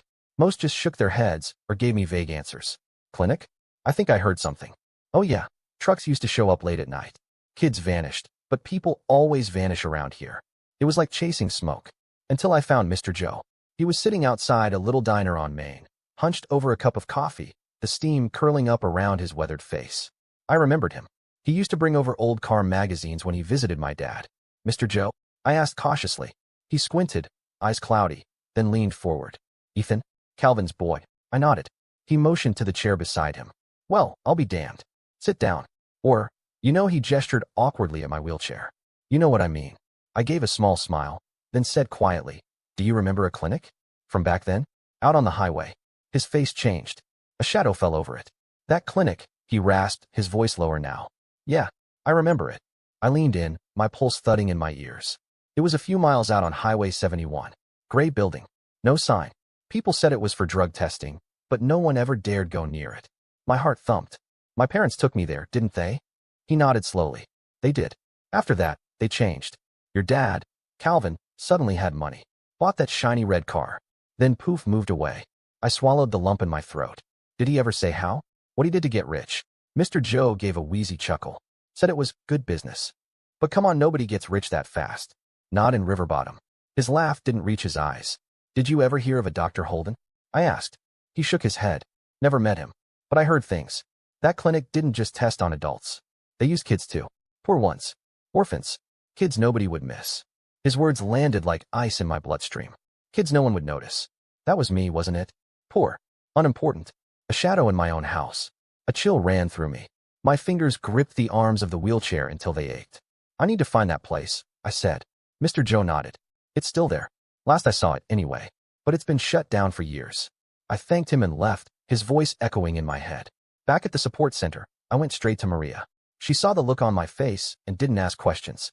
When I told her where I needed to go, she made a few calls, and by the next morning, she had arranged a free ride through a local charity. The trip was quiet. Long. We drove past empty fields, weather-worn fences, broken signs. The sky was gray, low, pressing against the car windows like it wanted in. Finally, the driver slowed. This it? He asked, peering ahead. I looked up. My stomach clenched. There it was. A gray building, hunched beside the road like it had been forgotten by time. No sign. Just concrete walls, broken windows, a heavy iron door. It was the place. The clinic. I felt like I couldn't breathe. Weeds grew thick around the entrance. The front door was secured with a rusted padlock, its iron surface eaten away by time and weather. I wheeled closer, the crunch of gravel beneath me the only sound in that still air. Not a soul in sight. I leaned forward and peered through a crack in the boarded-up window, pressing my forehead lightly against the cold glass. Inside was darkness. Dust floated in shafts of light breaking through holes in the ceiling. The remains of old furniture, broken chairs, a filing cabinet tipped on its side, a desk missing drawers lay scattered like the forgotten bones of a place that once held secrets. If this had been a clinic, it wasn't anymore. It was a grave. A part of me had hoped needed to find something. A file, a photograph, a paper trail. Anything to say, yes, this happened to you. But there was nothing. It was like the place had erased itself, like it had never existed. I sat there for a long while under the gray sky, my breath fogging up the window, feeling like I'd touched a locked door in more ways than one. This clinic was my only lead, and it had turned to dust in my hands. My thoughts returned to the letter. Its cruel, cutting words. You're a victim. Your parents sold you as a test subject. If the clinic was gone, if it had been swept off the map and buried under weeds and silence, then there was only one place left where answers might still live, my parents' house. I remembered the folder in my father's study. Clinical trial. Compensation. The words had meant little to me as a child. Now, they echoed with suspicion. But going back there, walking into that house again was not easy. Just thinking about it made my chest tighten. That house with its white walls and warm fireplace and neatly arranged cutlery had never been a home. It was a stage set. A place where I was tolerated at best, ignored at worst. A burden. Still, if the truth was locked in my father's drawers, I was going to find it. No matter what. I packed my notebook and my old ID into my backpack, zipped it up with fingers that wouldn't stop trembling, and made my way to the nearest bus stop. The support center didn't ask where I was going, and I didn't offer it. Some things were too heavy to say out loud. The ride to the suburb felt like traveling to another world. The bus pulled up in front of the neat little neighborhood, all fresh paint and trimmed lawns. I stared at the white picket fence in front of my parents' house, the same one I used to trace my fingers along when I was still small enough to believe in bedtime stories. Now, it just looked like a gate between me and the past. I wheeled up to the front door, my hand hesitating for a full 10 seconds before knocking. When the door opened, I froze. My mother stood there, and her expression, tight eyes, clenched mouth told me everything I needed to know. "Ethan," she said, her voice clipped with surprise and annoyance. "What are you doing here?" I barely had time to speak before my father appeared behind her, arms crossed. "What are you back for?" he snapped. "Didn't we make it clear? That night we announced the inheritance so you'd understand you have no place here." His eyes narrowed like I was a stray animal at the door. "You left, and we were glad. Because you finally got out. Why are you back?" His words hit me like a slap. My throat tightened. I wanted to scream. To throw every question I'd kept buried in my gut for years. Why did you abandon me? Why did you treat me like a stain you couldn't scrub out? Why did you sell me? But I swallowed it all down. "I just came to pick up some old stuff," I said instead. "I'll stay a few days, then leave." My mother looked at my father. A silent exchange passed between them, the kind that always made me feel like a ghost in their presence. Finally, she sighed. "Fine, but don't cause trouble." That was it. No "how have you been?" No "do you need anything?" No hug. No welcome. Just conditions. They didn't ask how I'd survived, where I was staying, what I'd been eating. Their coldness wasn't new, but it still cut. They let me in. The wide hallways echoed beneath my wheels. Every turn familiar, but foreign. This place had never belonged to me. It was a home only in name. A place I drifted through, invisible between their new furniture and expensive rugs. Ronald was at school. His toys weren't scattered on the floor like they used to be. The house was quiet, filled only with the hushed clatter of my mother in the kitchen and the low hum of my father's TV in the den. They gave me my old room. Nothing had changed. Same single bed. Same bookshelf. The dust had been wiped, but it was as if time had frozen in here, as if they'd been waiting for me to stay gone forever. But I hadn't come for nostalgia. I hadn't come for them. I came for the truth. That first night, I waited. Sat in the dark with my notebook open on my lap. The words I'd written earlier underlined and etched into my brain. Find Dr. Holden. Find out what they did to me. Eventually, the house went still. The TV clicked off. Footsteps upstairs softened into the creak of settling floors. Then silence. I wheeled into the hallway, breath shallow, the carpet muffling my motion. My father's study was at the end, just past the stairs. As a kid, I'd always found that door locked. Always shut tight, like it hid something too important for me to touch. But now maybe because they thought I was gone for good. I slipped inside the study, quiet as breath. The house was still the only sound, a distant clock ticking in the hall. I shut the door gently behind me, then turned on the desk lamp. The soft amber glow lit the room in pools of warmth, a stark contrast to the cold feeling rising in my chest. I started searching. Drawer after drawer, I found nothing but the usual. Utility bills, contracts, envelopes from banks, letters about property taxes. Neat piles, carefully labeled. My father was always meticulous. But nothing stood out. I checked the bookshelf under the desk. Just legal texts and financial manuals, all dry and official. I even rifled through the trash can, hoping for a slip, a discarded draft. Nothing. The second night, I nearly gave up. Maybe I'd imagined it all. Maybe I was wrong. Maybe there had never been a folder, just suspicions and paranoia. I sat alone in my room that night, notebook open on my lap, and stared at the words I'd written days before. Find Dr. Holden. Find the truth. I couldn't give up. On the third night, my parents went out to a dinner party. Ronald had gone to a friend's. The house was empty.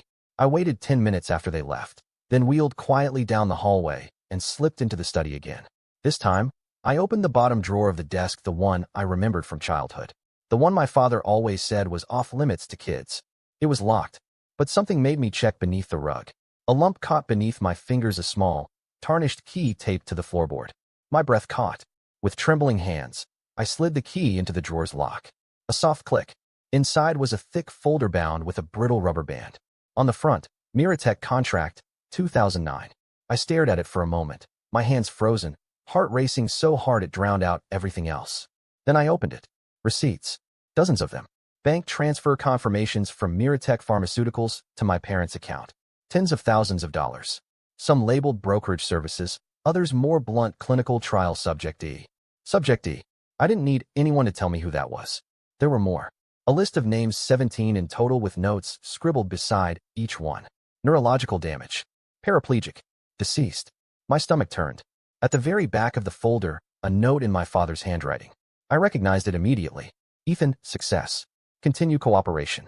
I sat there, frozen in the glow of the lamp, tears streaming down my cheeks. They hadn't just given me up. They had sold me. Turned me into a product. The first trial. The first case. The first payout. I wiped my face, copied what I needed into my notebook, then carefully stuffed the folder into my backpack. The next morning, I left the house without a goodbye. I didn't need one. They'd taken my legs. Now I was taking back the truth.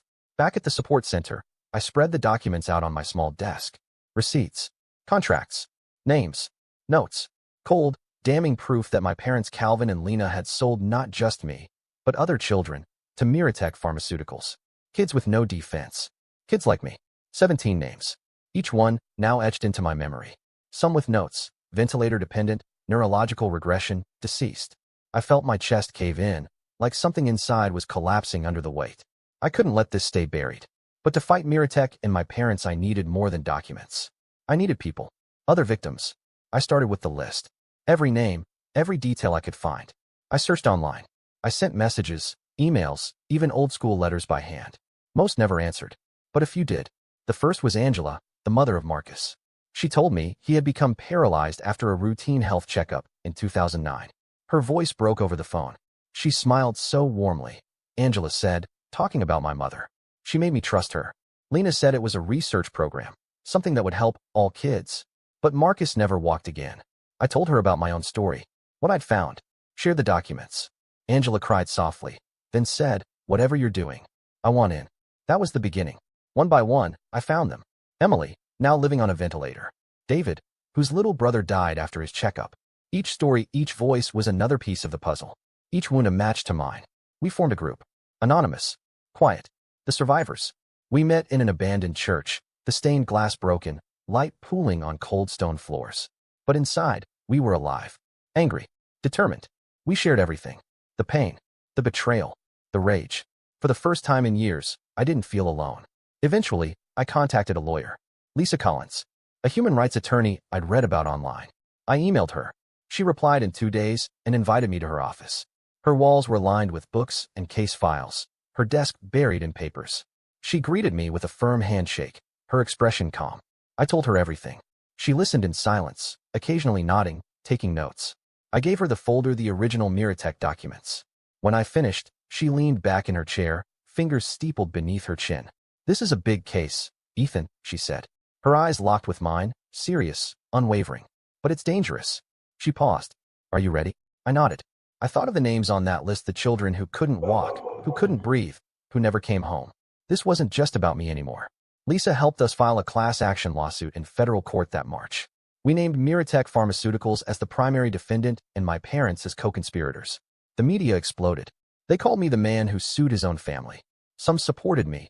Others painted me as a bitter son, a traitor trying to bring shame on his own blood. But I didn't care.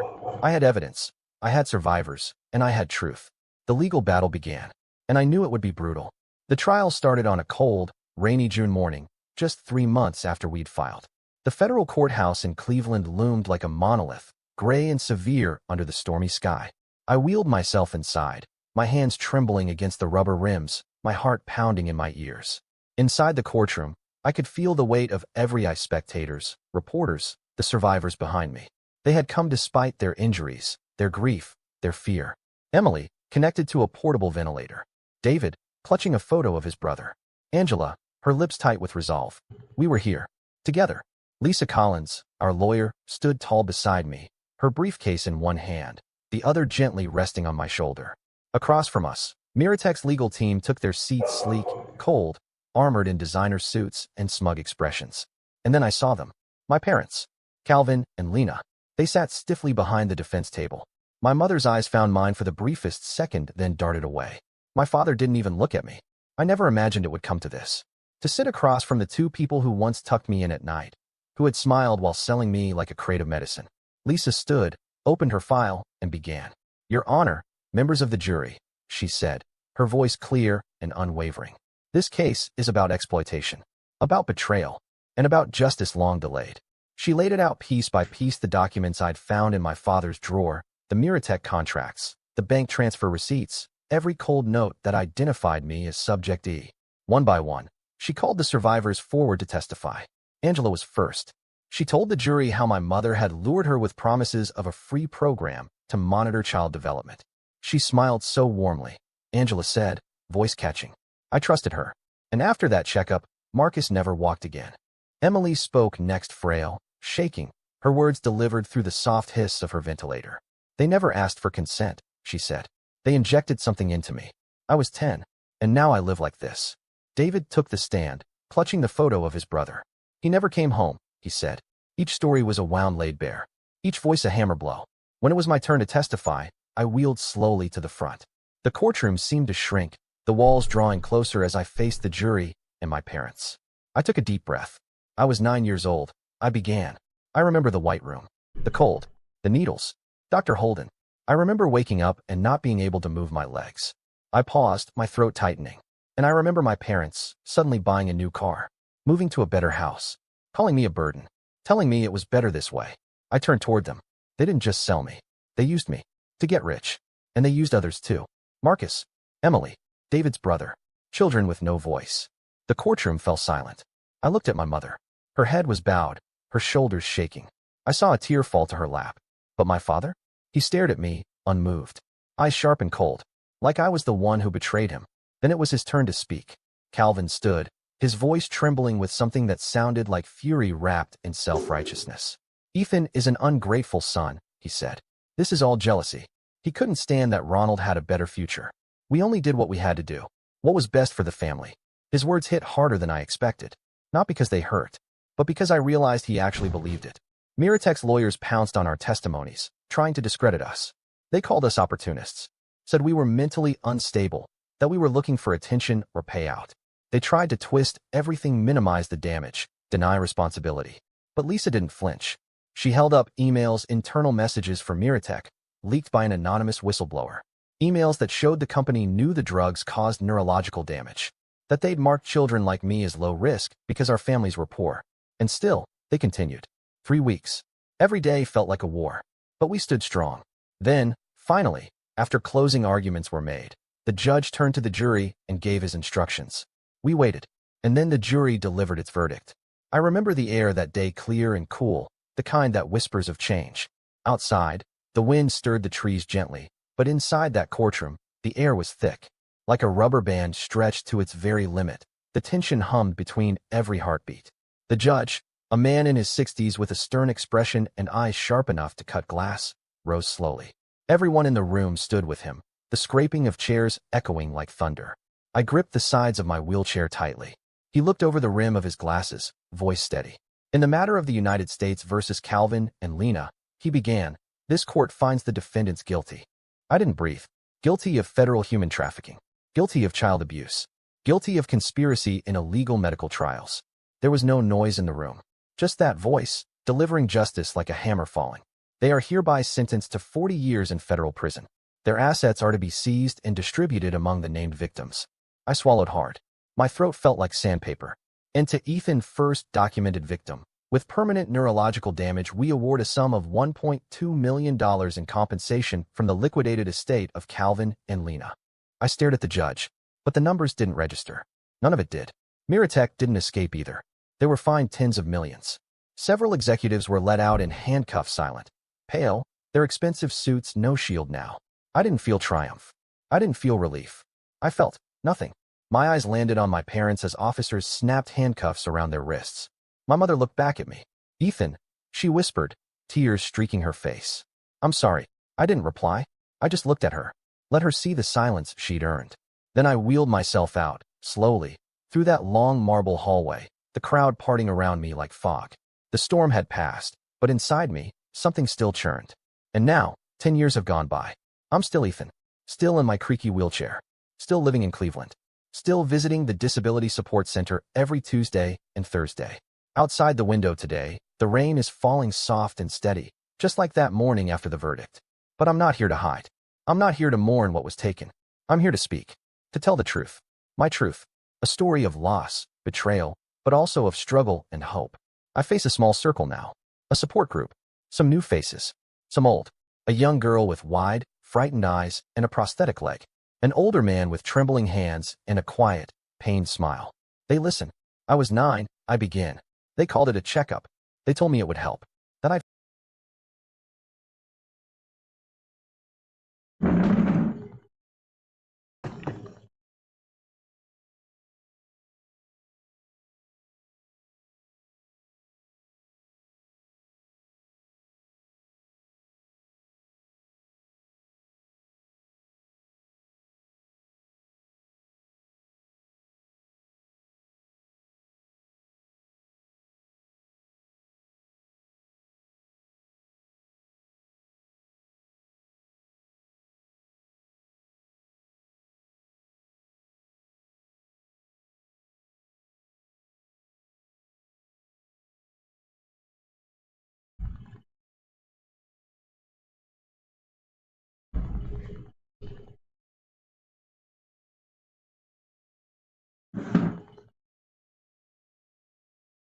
I'd feel better. Then I woke up in a white room, unable to move. They leaned forward. I remember Thanksgiving night. I remember my father calling me a burden. I remember the anonymous letter, the one that finally told me what they'd done. Their eyes don't leave mine. I tell them about the folder, about the trial, about Angela and Emily, about finding the courage to face not just a corporation, but my own blood. When I finish, the girl wipes her eyes and whispers, if you could do it, I can too. I nod. And I smile. Not because I'm a hero, but because in her voice, I hear mine from 10 years ago. Broken, scared, but still reaching. I used the 1.2 million not for comfort, not for escape, but to build something Survivor's Voice, an organization that helps victims of illegal trials. We offer counseling, legal aid, food, and most of all, a listening ear. We tell them they matter, that their stories matter, that their pain can become power. And now, before this circle before you, reading these words, I leave you with this. You are not a burden, no matter what they told you, no matter how many times life knocks you down. Even if the people who should love you the most walk away, you still carry something powerful. You carry the strength to rise. In your own way, in your own time. I lost my legs, but I found my voice. And if I can do that, so can you. Live. Speak out. Let the world know you deserve to be heard. Wishing you peace and all things good. Dear listeners, please share your thoughts in the comments section below and don't forget to like, share, and subscribe.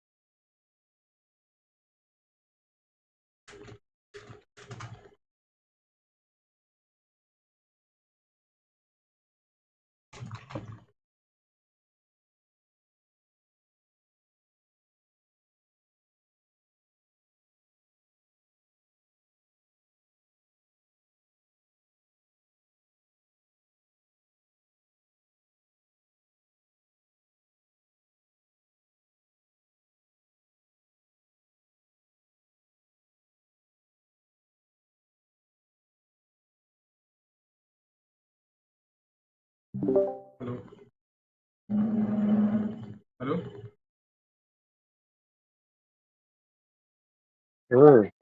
दूर कहाँ गया सुन लो phone आस्ते आस्ते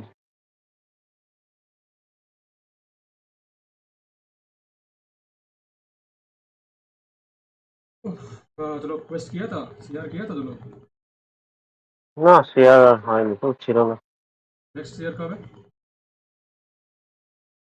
next 9:30টায় mock share আছে আর তারপর 9:30টার পর রাতে share আছে যদি কেউ করে তো। थोड़ा समय আছে রাতে আছে এক মিনিট টাইমটা দেখি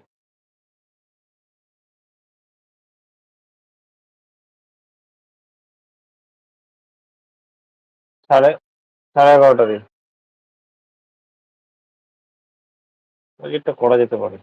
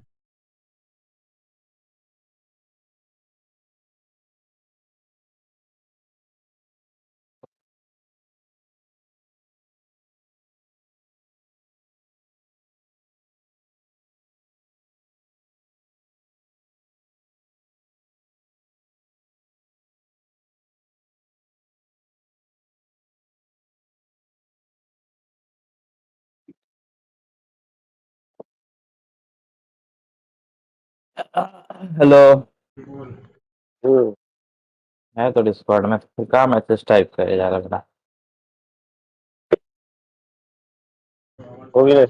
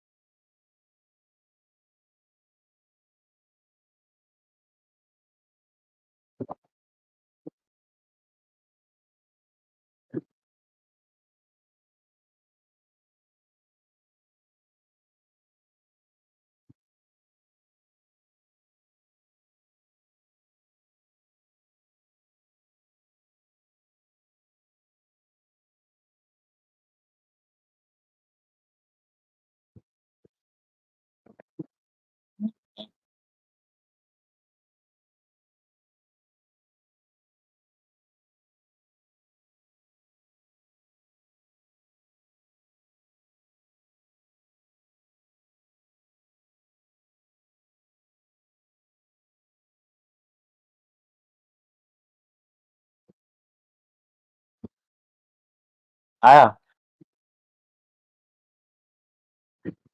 देख तो ऑटो माइनिंग में कहाँ मिला नहीं मिला। हेलो, ऑटो माइनिंग का बॉक्स देख ले तो। माइनिंग में जितना था रेड बॉक्स था, blessing box, red box, dragon box. Black gem भंगाए थे अभी पड़ा है।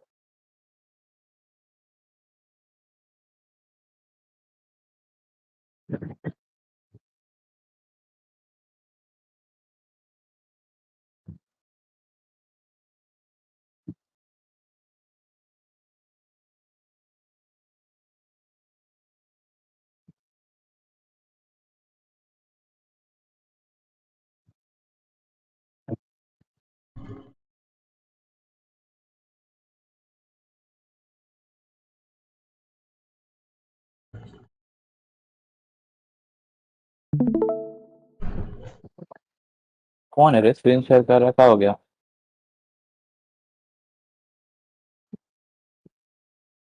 कौन कौन? क्या हुआ भाई?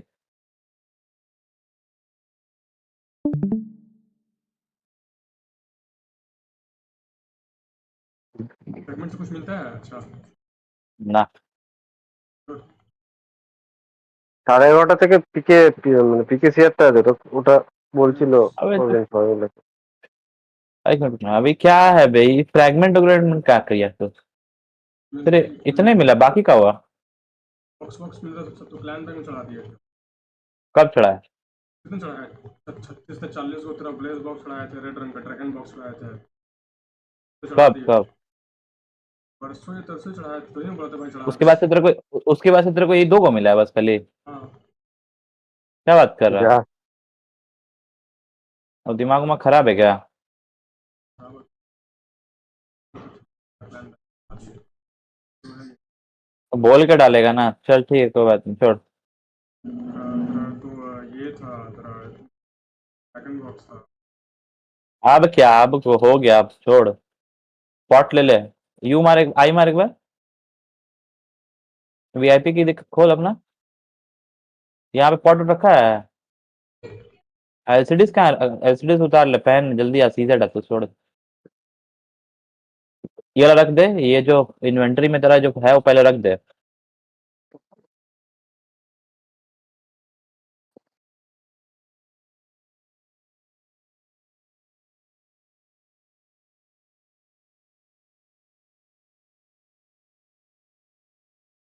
Stone stone stone, warrior stone. कहाँ जा रहा है बे?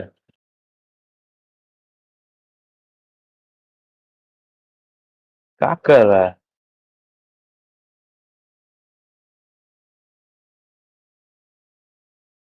ये क्या कर रहा है ये तो? ये ड्रैगन पैड एक्स्ट्रा मिला है तेरे को?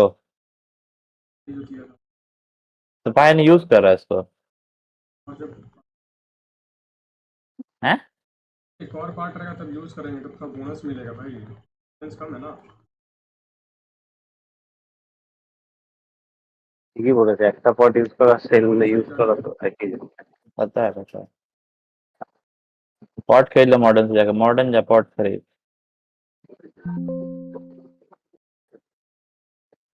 हाँ, सनड्रिज से 9-9 हजार कर लेना ये।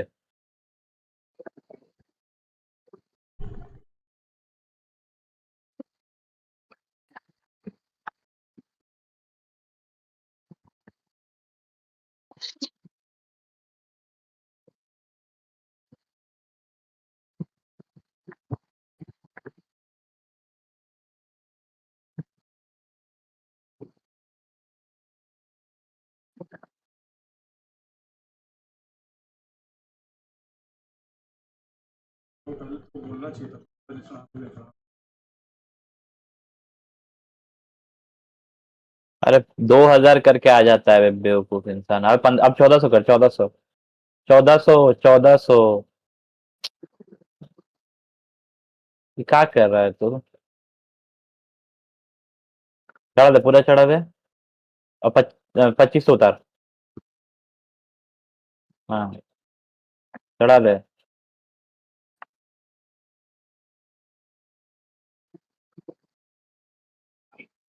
फिर 2500 उतार। रहने देना, इसके बाद मत खरीदना, बाद में खरीदना। परचेस कर, कंट्रीज के पास जा।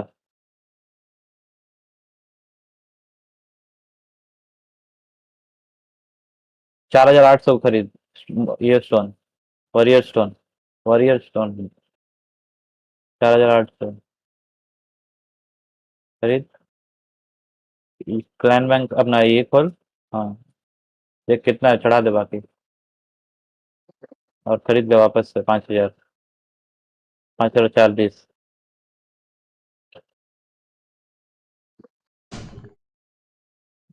हाँ सीधे।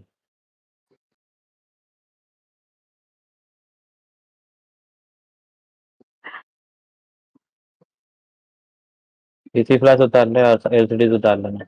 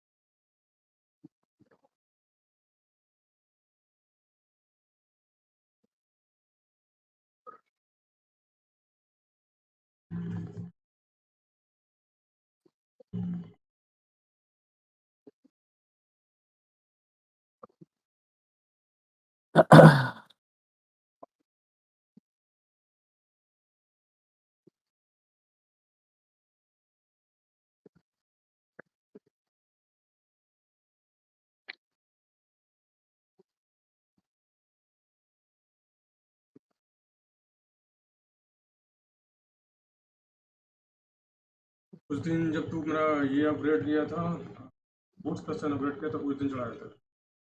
क्या? उस दिन तो मेरा शेल्फ बूस्ट प्लस 7 अपग्रेड किया था ना, तो मेरा लाभ अच्छा तेरा प्लस 7 हो गया। अरे तो उस दिन तो हम ले लिए थे, लेकिन मेरा कहने का मतलब है तब से तेरे को ऑटो माइनिंग में कुछ ड्रॉप ही नहीं मिला है। कैसे हो सकता है पॉसिबल? मिल रहा है।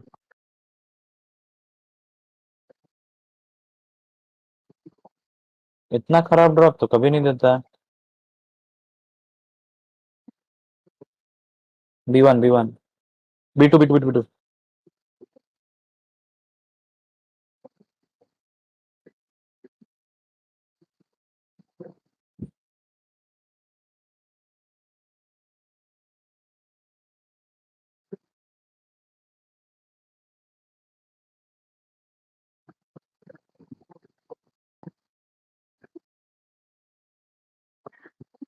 कहाँ जा रहा है उधर पे? वो नहीं चढ़ता है, नहीं जाता है उसमें, नहीं जाता है उसमें, नहीं जाता है। 1 पॉइंट नीचे रख ले। टीसी प्लस उतार ले वीआईपी से।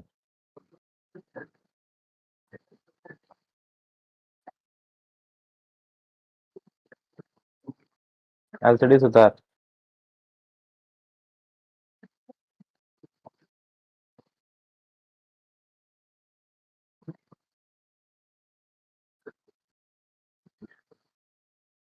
कौन सा जगह पे? सामने या अंदर में? Second, second, second, second, second, second.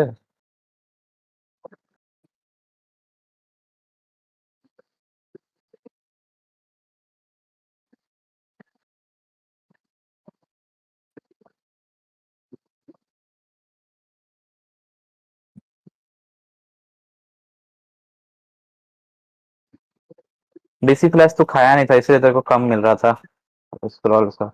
Left side से जा, छोड़ दो लोगों, छोड़ दो।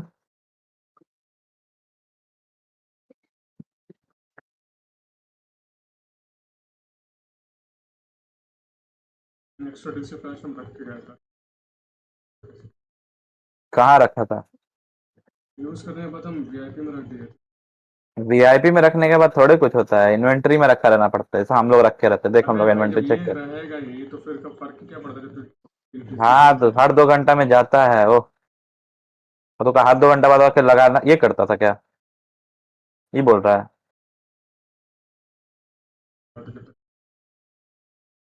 2-3 घंटा तक, 2-3 घंटा में चला जाता, 2 या 3 घंटा में ना देव। 3 घंटा। एंशियंट अनचेक कर, डीएम चेक कर, एंशियंट सिलेक्टेड है। तू राइट क्लिक मार के जी नहीं चला अभी, ये उठाया का फील्ड।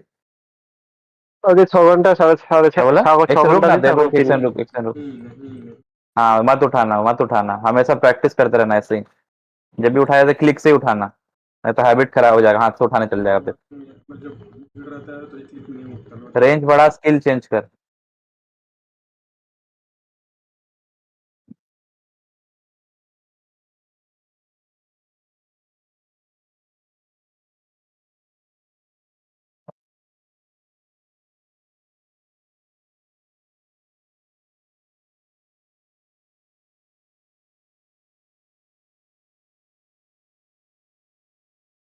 लोग अभी कोई कार्ड वार्ड आया है क्या ना फार्मेसी के यहाँ से? नहीं।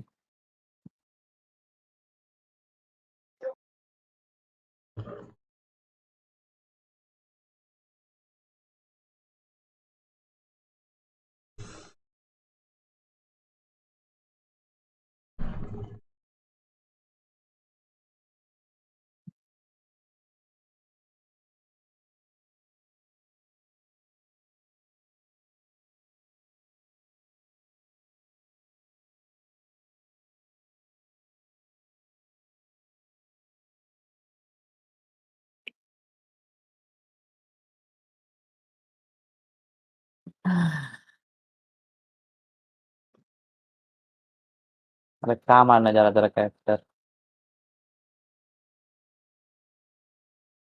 रेंज ठीक कर, 20-25 रेंज कर, 22-23 रेंज कर दो। बस ठीक है, छोड़ दे।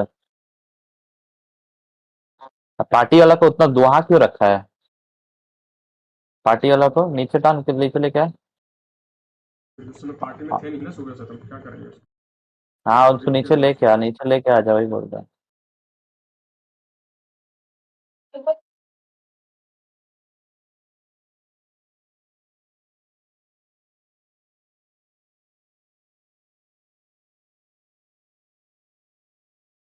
स्ट्रीम ऑफ करता, ऑफ कर दिया क्या? स्ट्रीम तेरा चल रहा है? हाँ शॉपिंग। देखिए थोड़ा।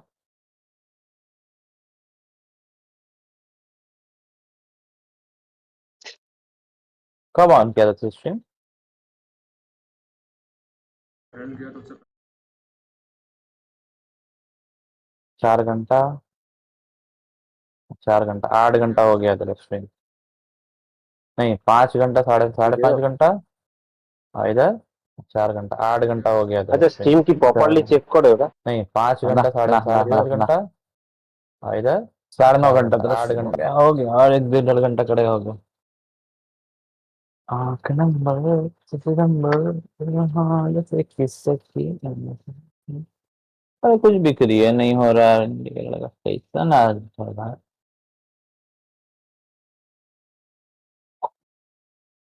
আমার মধ্যে এমন একজন দায়িত্বে আছে যে সব থেকে ব্যস্ত থাকে নাকি? क्या? এমনিটা খেল। उस मैजिक हैमर है बे नहीं जिनी जानता हैमर है मेरे पास एक्स्ट्रा, अभी जिनी हैमर है एक्स्ट्रा, আচ্ছা, खरीद के रखे हैं। অঙ্কুর কি বলছিলি? বৃহস্পতিবার, रैंडम रख বৃহস্পতিবার रैंडम দিন में रख থেকে কাউন্ট হয় বুধবার পর্যন্ত, তাই তো? हम्म रैंडम में रख মানে বুধবার রাত্রি 12টা, মানে তুর্কিশ টাইম রাত্রি 12টা পর্যন্ত কাউন্ট হবে, তাই তো? हम्म क्रैन बैंक में सिल्वर वर्क के चपा है।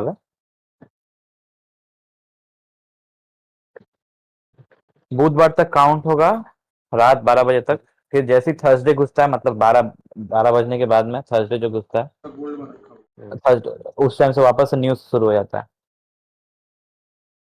समझा? তুর্কিশ টাইমে, তাই তো? हम्म तुर्किश टाइम क्या है, हम लोग का टाइम। ফেলে পড়েছে তাহলে তো আমার হবে না। ओ अच्छा, वो हाँ, वो लोग अपना टाइम वगैरह करके रखा होगा भाई, उतना नहीं पता हमको। হুম, তাহলে ঠিক আছে। আমার 1:30টা পর্যন্ত স্ট্রিমটাকে টানতে হবে।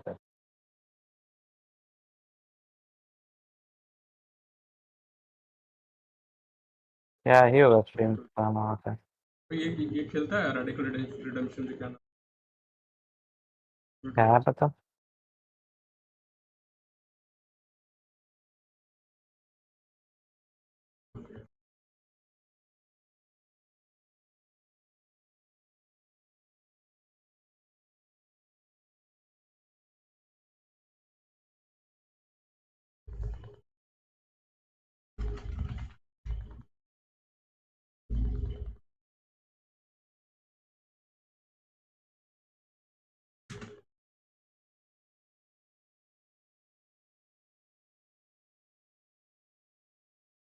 मार मार 5v5। ল্যাগ হচ্ছে মাঝে মধ্যে যে কি জানি। ये लोग कह रहे हैं। रेस कर रहे हैं, सुन नहीं है।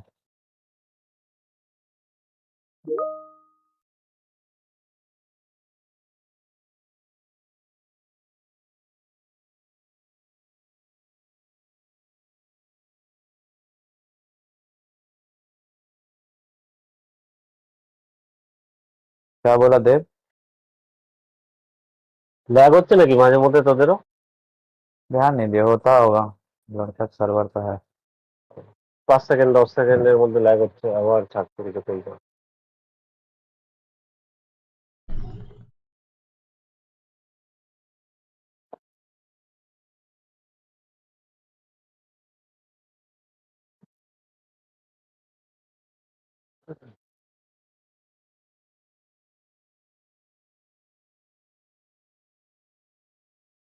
चल खड़ा होकर मुंह का देख रहा हूँ वहाँ पे।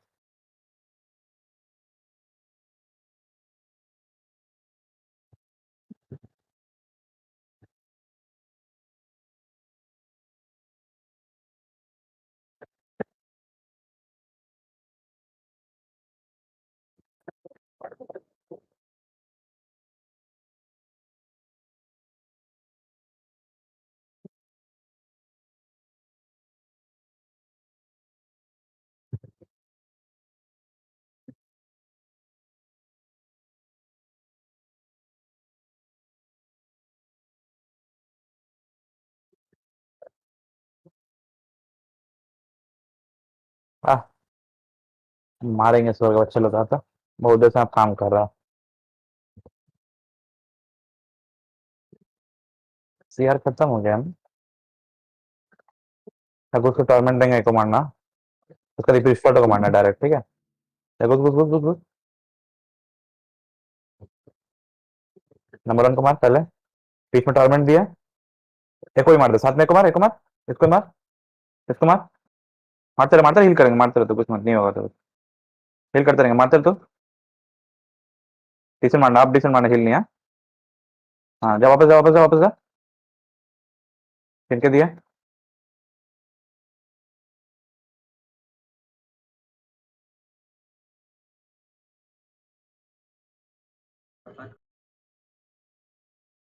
हाँ वो लोग मारेंगे, मेरा मन करता है उसको मारने का। वो क्लैन में, क्लैन छोड़ना पड़ेगा वो लोग को। मार नहीं खाना तो क्लैन छोड़ो। वो लोग क्या कर रहा है बंटी, ऑनलाइन ऑफलाइन? ঠিক আছে। ना इधर आ।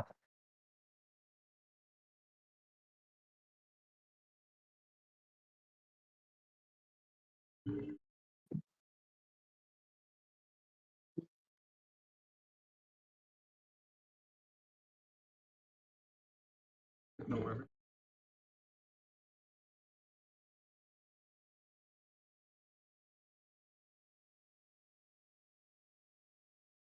नहीं बनाया अभी। क्या? 7+7 नहीं बनाया है।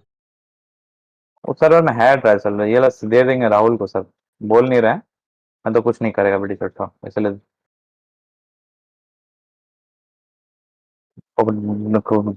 सब दे देंगे सब। टॉटवाइज फटवाइज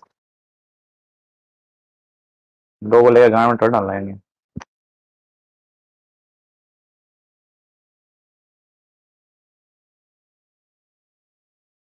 शील्ड अपग्रेड करे क्या अभी? ये कैसे सेट होता है यहाँ पे पर्सनल का? रिवर्स करने के बाद में 5 GB लगता है रिवर्स करने में, वो लास्ट दिन किया जाएगा, मंडे सॉरी संडे से लेकर के मंडे तक, मंडे से 6 बजे तक बस। बर्थ का पूरा सिर्फ पहला एक्सपी पे लेवल पे ही होता है या फिर हर एक लेवल पे करने पे होता है? हर लेवल पे हर।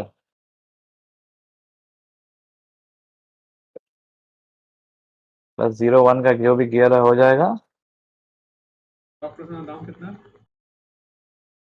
उस समय में बस रॉक 2 है, तो वो रॉक +1 के बारे में सोचना ही क्यों है।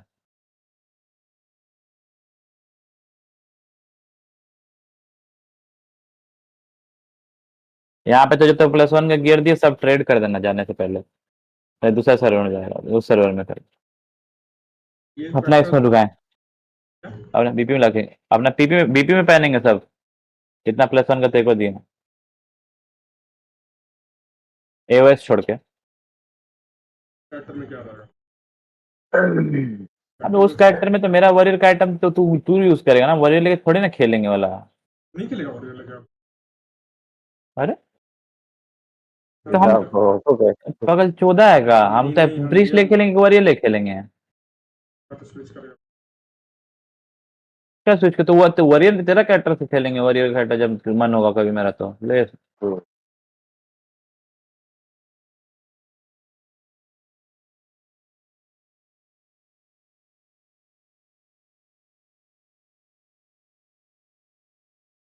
ओटीपी कहाँ से डिसेबल होता है?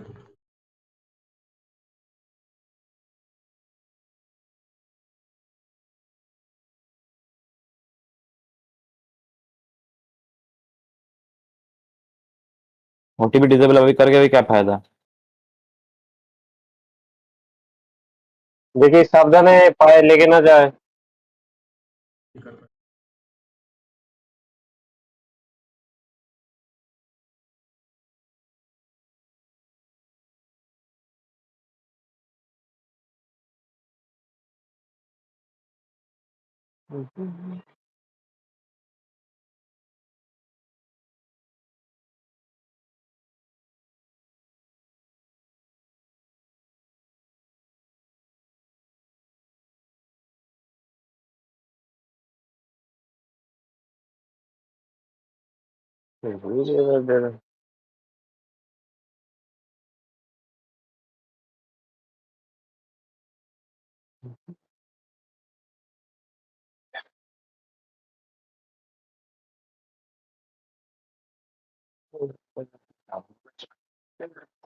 क्या करना पड़ेगा यहाँ पे?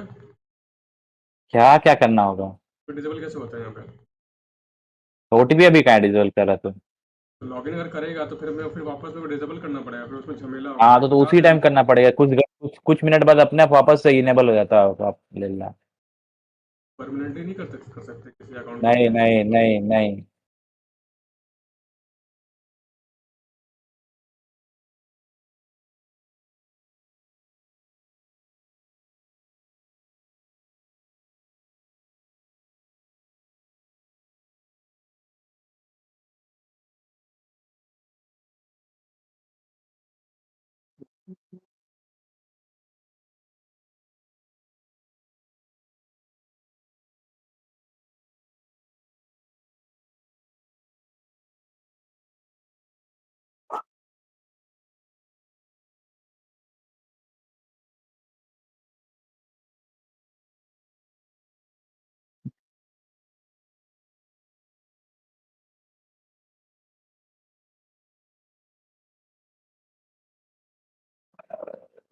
एक नंबर। तो वो लोग क्या बोलते हैं, मतलब जनरली, मतलब फिर जब वो लोग चेक नहीं करते तो फिर लोग ऐसा क्यों रखा है कंडीशन में, क्राइटेरिया क्यों रखता है?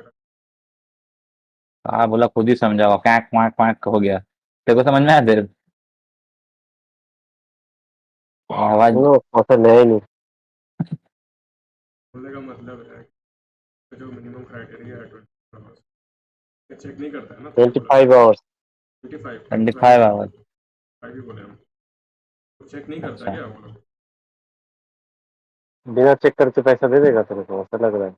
क्या बोलो, हर एक के अकाउंट में जाके लोग हाँ हाँ, हाँ। उसी हिसाब से पैसा देता है। अच्छा, आवर चेक करता है पूरा, अंदर घुस के ये नहीं चेक करता है कि क्या कर रहा था नहीं कर रहा था। प्रोफाइल से वो- चेक, वो दो बस कैलकुलेटर लेके बैठ के 2 सेकंड लगता है चेक करने में। हम्म, मान लीजिए जितना 24 आवर्स अगर एक्सीड में करता है तो कुछ नहीं। उससे कुछ फर्क नहीं पड़ता। कैप दिया उससे है कम वो हो लोग, जाएगा इससे तो उस इससे हिसाब ज्यादा से नहीं पैसा देगा देगा। वो लोग, कैप रखा है ना वो लोग। हाँ। उसका पास एक कैलकुलेशन है, उस हिसाब से वो देता है कि इतना टाइम से इतना, वो टाइम तो तेरा जितना टाइम होगा वो उतना टाइम डाल देगा, ऑटोमेटिक उसका प्राइस हो जाएगा, वही टीएल तेरे को ट्रांसफर कर देगा।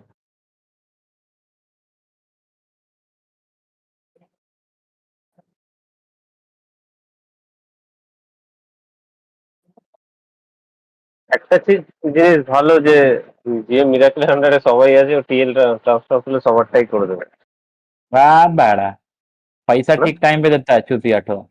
लेकिन देखता है पैकेज नहीं देता है, बहुत दिमाग गर्म कर देता है भाई, बहुत है इरिटेटिंग ना? है चीजें।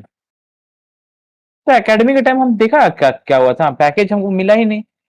मतलब मिला नहीं, मतलब क्या मिला, बहुत बार बाद में मिला। तो इन्फॉर्म कर देना है, वो स्ट्रीम करता है ना वो।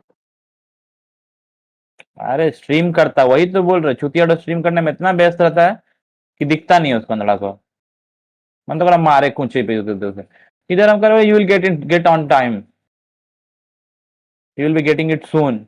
अरे बहन चो, सून क्या, मेरे को जरूरत है अभी, हम अभी लेंगे कि तो सून का तेरा वेट करेंगे। विल गेट इट सून, लेवड़ा में।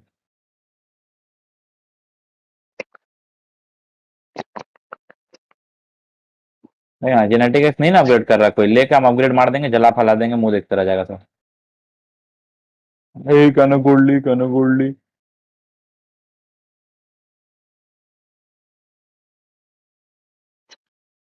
एक number to the number shaky shaky।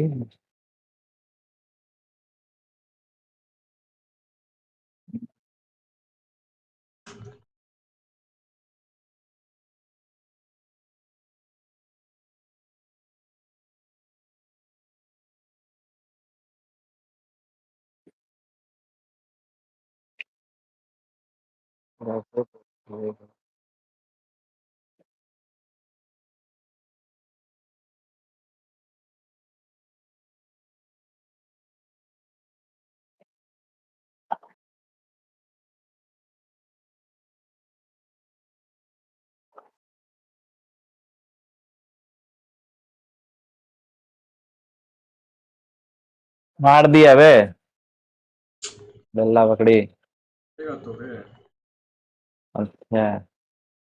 माही ये मार रहा आ है गया केन भाई, से। अभी कोई काम धाम नहीं है, जब আগা बोल ফাঁকা रहेगा করে तो দিল ये কেন करेगा, থেকে। ये आगे खाली मारता है। ये सर्वर का बेट यही है ही, मेटा ही है कि फार्मर को मारना है, तो क्या करेगा।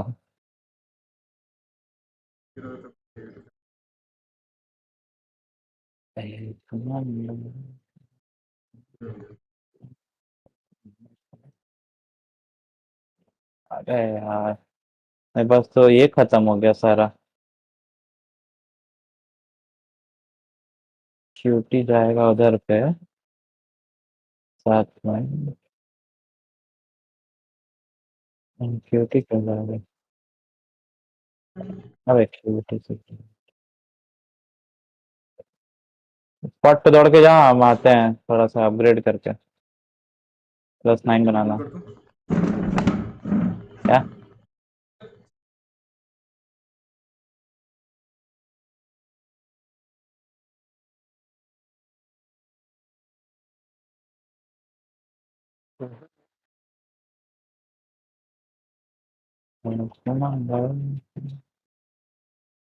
चल बे।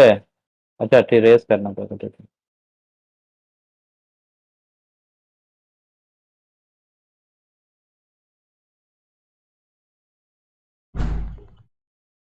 अरे बोका चुदा।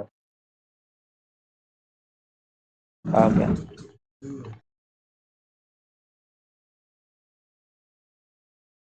কতক্ষণ ধরে টিকটকে একটা কোড নিয়ে দেয় না।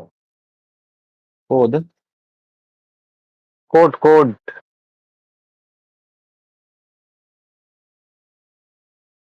अबे यहाँ एक जन रॉक बेच रहा था बे, मैं खरीद लिया। वाह दौड़ के जाते जाते मैं खरीद लिया। 0 जीरो।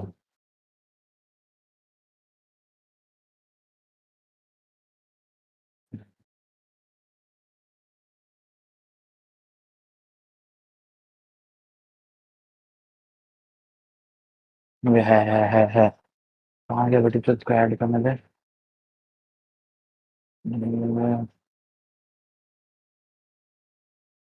सॉरी कोई है।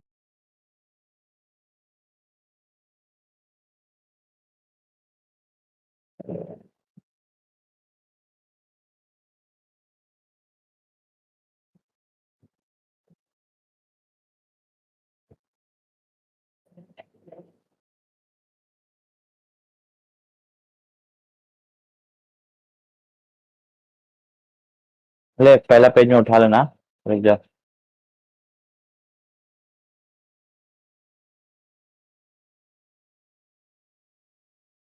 फिर वो मारेगा क्या?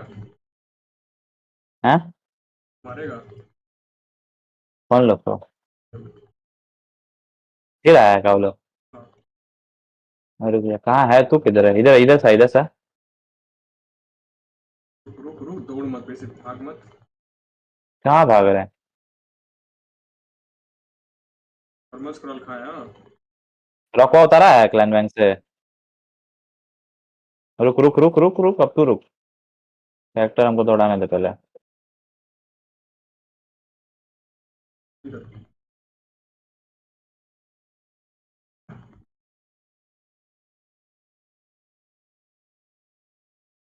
चल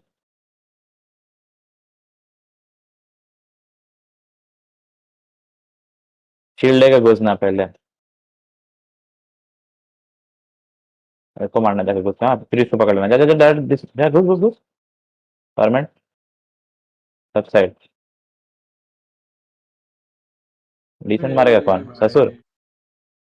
मार तो कर पाएगा तो। रेस कर पाएंगे? कहाँ से रेस कर पाएंगे? देखो लगता है वो लोग से होगा।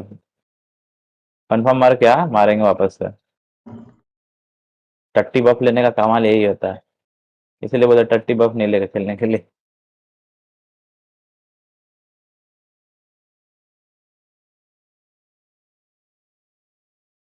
हाँ तो पार्टी में 4 जन एक्टिव है, कैसे मार देगा तो उसको? पार्टी में 4 जन एक्टिव है तो कहाँ से तू मार देगा उसको? तरह सुनने, बड़ा स्क्रॉल खाने का बात नहीं कर रहे हम तेरे को, बड़ा स्क्रॉल खाने का जरूरत भी नहीं है। अंडी ऐसे तो लेगा। हम्म। क्या बोलेगा?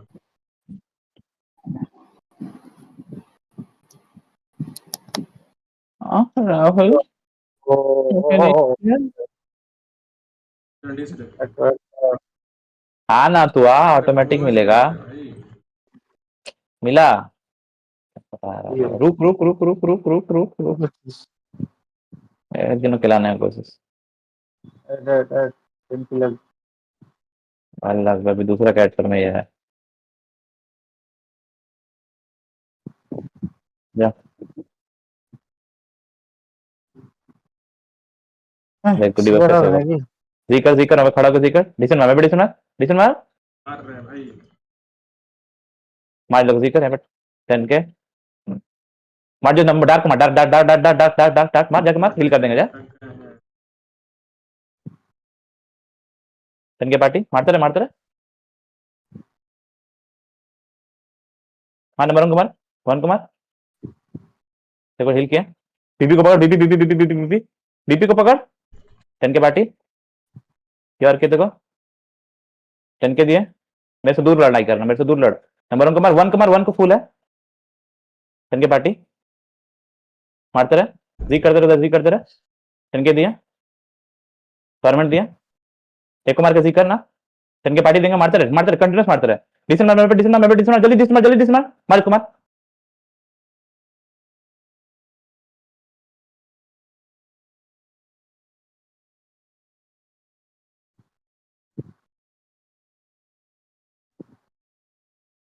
बहुत दूर है। हाँ हम्म, बहुत दूर है, बताया था। निकल जाएगा। चल छोड़ दे, छोड़ दे, आ जा जरा।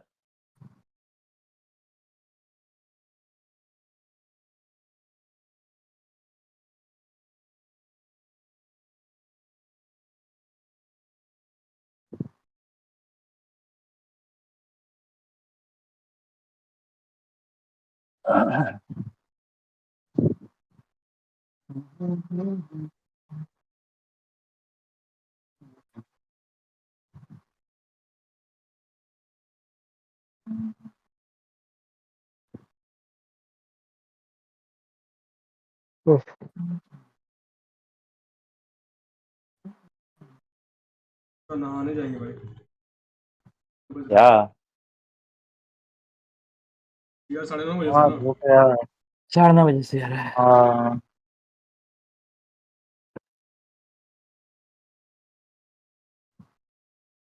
देखना अभी आएगा, खींच खा कर लो।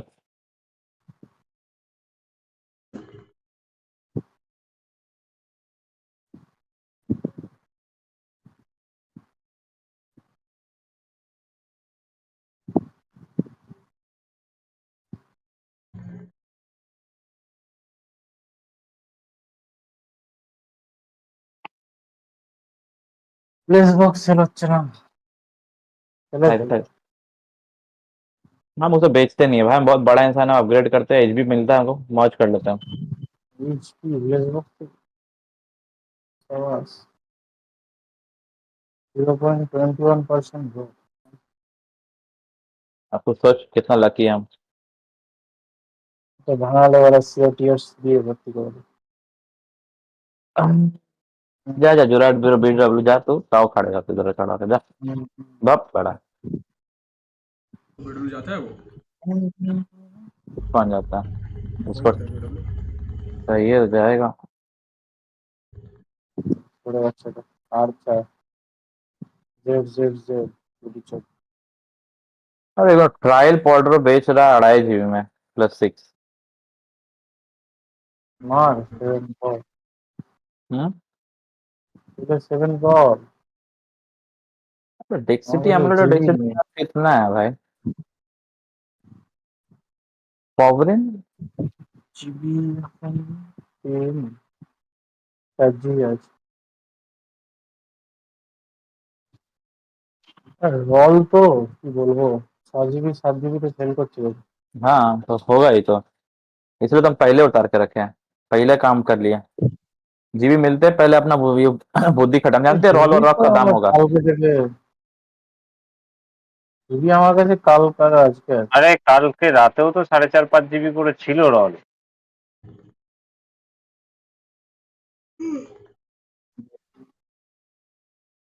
এই দেখ বাকি আজকে মাসে রাতের দিকে। अबे জিবি तो আর कम से कम अगर इतना कुछ नहीं हो रहा राहुल, तू देख रहा है कि जब तू ये सब बेचना है, करना है, बेच, तो क्लैन बैंक में गीगा है जिसको तू बोला बेचेगा, तो सेलिंग मर्चेंट में नहीं लगा रहा है। सब कुछ हम लोग तो नहीं ना कर सकेंगे भाई, इतना सारा तो। কিনছিল একজন আমি দিলাম না। তোরা अरे खींच लो दिलम ना, वो अलग चीज है, वो चल गया, पास लेके क्या घूम रहा है अभी भी? আরে কথা আর কি আমার আটকাচ্ছে না তোর पता नहीं, किसी का भी তোর हो रहा কথা होगा। পরিষ্কার শুনতে পেলি না রু? আমারও কথা আটকাচ্ছে, জানি না কেন। हम लैग कर रहे, बोलना चाह रहा है ना। সবারই ল্যাগ হচ্ছে, পরিষ্কার আমারও ল্যাগ হচ্ছে, বুঝতে পারছি না কেন।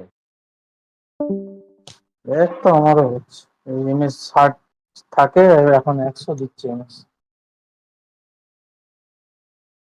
106 108। ওই যে কোম্পানির কাস্টমার কেয়ারে ফোন করে চেষ্টা করবো।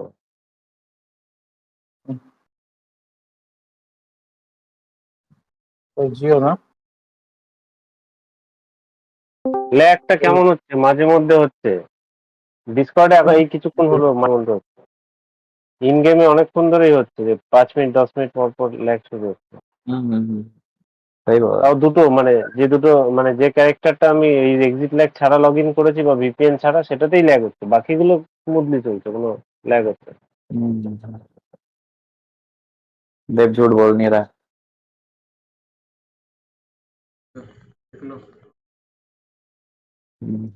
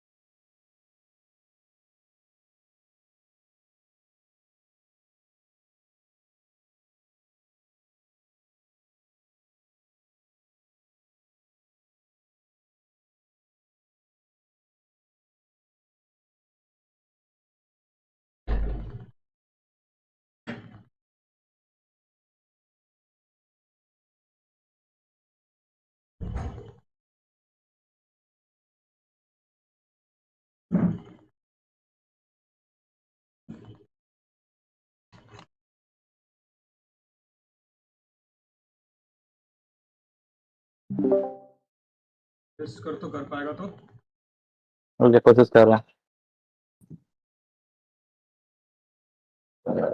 जा लपड़ झंडू मिस कर रहे हैं मुझे 41 2 3 বাড়া বালের সব খেয়েছি, গলাটা বাড়া ছিঁড়ে গেল। সব বাড়া অঙ্কুরের জন্য হচ্ছে। खाना खा लेते भाई। এগুলো শেয়ার করবো। 10-5 मिनट में तैयार है हाँ? क्या बोला 15 राहुल? मिनट में है ना, 15 मिनट में है। राहुल क्या बोला? বাড়া চপ খেতে গিয়ে তাড়াহুড়ো করে বাড়া গলা কেটে গেছিল। ভেজিটেবিল চপ ছিল, মানে কি রকম করে খেয়েছি কি জানি, গলাটা বাড়া চিড়ে যাওয়ার মতো হয়ে গেল। कब कब? আরে তখন বাবাকে দিতে গেছি, तो বাবা तू তার बोला বাড়িতে গেল। एक बात है, तू बोला 6 बजे तक हम लोग करेंगे ठीक है? बोला फिर। হুম, আরে দিতে গেছি, শোন আমি দিতে গেছি, বাবা আবার নিয়ে গেল এটা কার বাড়িতে, ওর জন্য তো দেরি হয়ে গেল। তোর ভাই ক্লান ছেড়ে দিয়েছে টাকা সি? हाँ हाँ আর ও वो तो चला অল্পে गया ছিল हेमंत, সকালে, कल না चला এই আবার गया। তো যখন চলে এসছে, বিমানে চলে আছে, এসছে যখন টাউনে দাঁড়িয়ে আছে। বললাম, আবার চলে এসছে। हाँ तो ठीक है, कोई दिक्कत नहीं।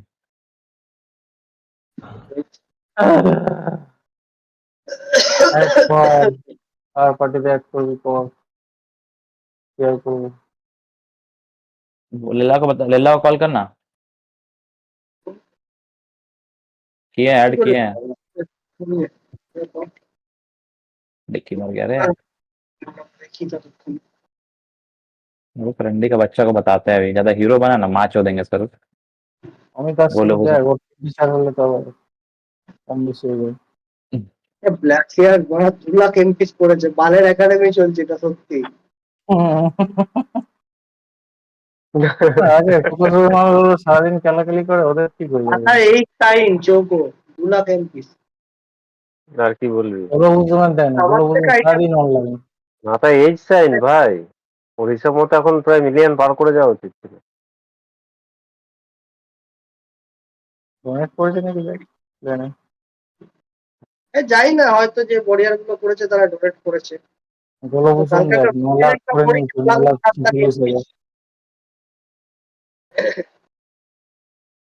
গোলভূষণটা ব্যাটেল পিস দেখাচ্ছে কেন? क्योंकि वो बैटल प्रिस्ट ही है। এই নামের একটা সিন আছে না, हाँ পিসটা, সিনটা কেন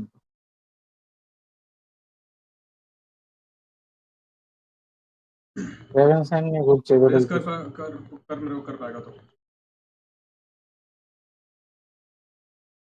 তারপর জেন্ডসটা কয় বলবাটা, দুটো প্লেয়ার আছে। বাবা বাবা ফোন করতে হবে। मर गया मर गया। अबे भाई please, मर गया। আচ্ছা, আমার আটকাচ্ছে स्क्रॉल कहाँ নাকি, है, स्क्रॉल नहीं यूज আমার करेगा तो। তোদের ল্যাগ হচ্ছে। ना গান্ডি তোর কত এমএস দিচ্ছে রে?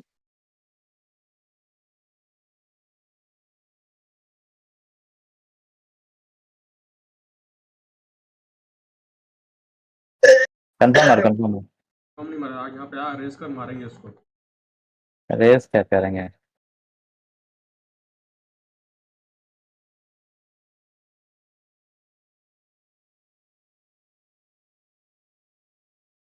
चल गया।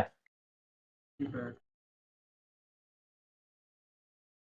ঘন্টা বললো 10 মিনিট লাগবে, তো আসছে ও 3টে 4 হয়ে যাবে তাহলে, তো আমাদের একটা দিন বেঁচে যাবে।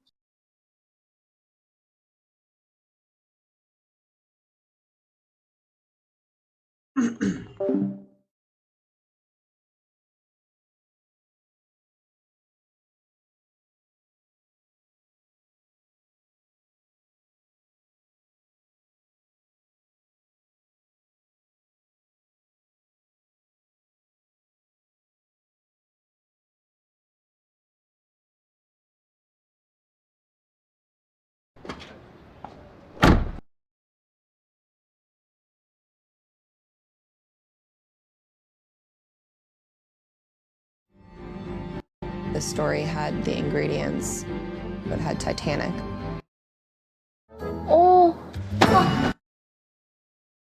좀 삥 돌았네. 야, 삥 돌았다기에는 너무 가게 앞이다. 야, 차 좋아. 형이 잘 나가나 봐. 무슨 있어? 너차 모르겠지? 나는 좀 힘내자. 뭐 어떻게 떡이 돼서 얼굴 좋아졌다. 나? 야, 나 원래 얼굴 좋았어. 얘 완전 안 늙는데 안 늙어. 솔직히 네가 잘못한 거야 진짜. 맞아. 똥꼬집이야 똥꼬집. 현규 아직도 떡 안 먹나? 떡? 뭔 소리야? 내가 떡을 왜 안 먹어? 아 맞다. 그럼 나진아가 안 먹었나? 나 떡 안 먹어. 나 떡 진짜 싫어. 야야야야. 이 떡 먹고 체해서 수능 망한 이현규는 떡을 먹는데 이 떡 때문에 이현규 타국 보내서 유학 이별 당한 나진아는 떡을 안 먹네. 야 설마. 야 설마 너 아직도 이현규 좋아하냐?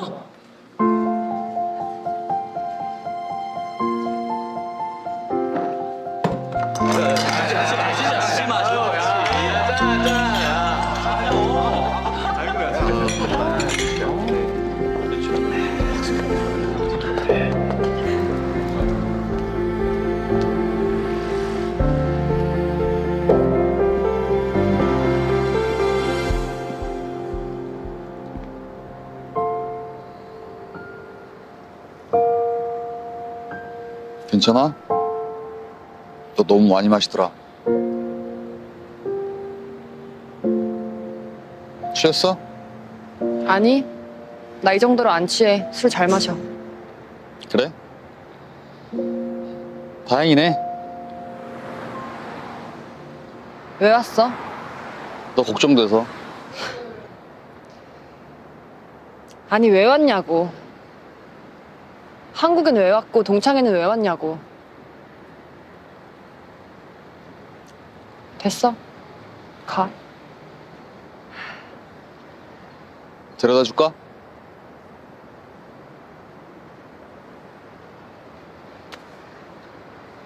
괜찮으니까 가라고. 택시 온다.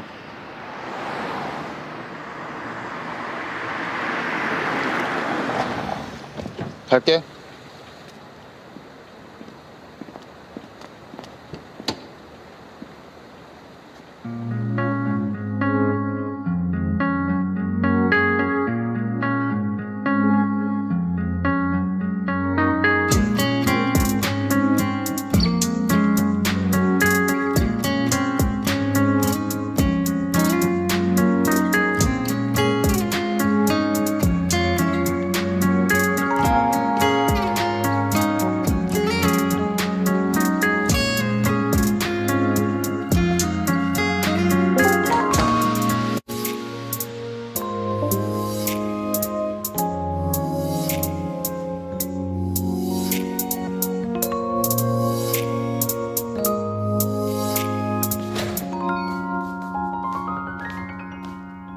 왔냐? 형 있었네.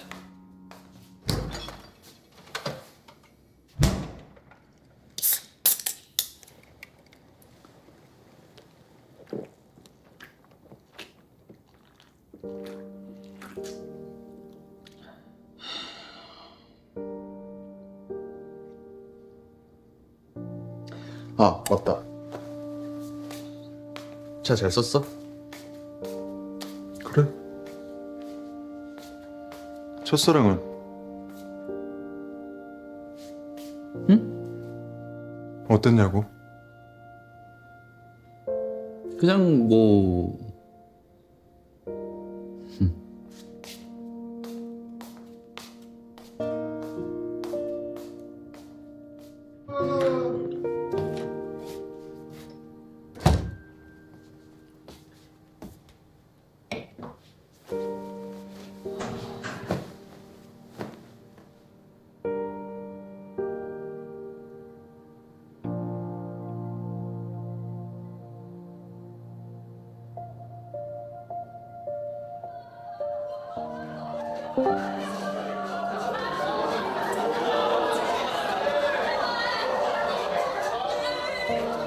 야, 늦었다. 빨리 가자.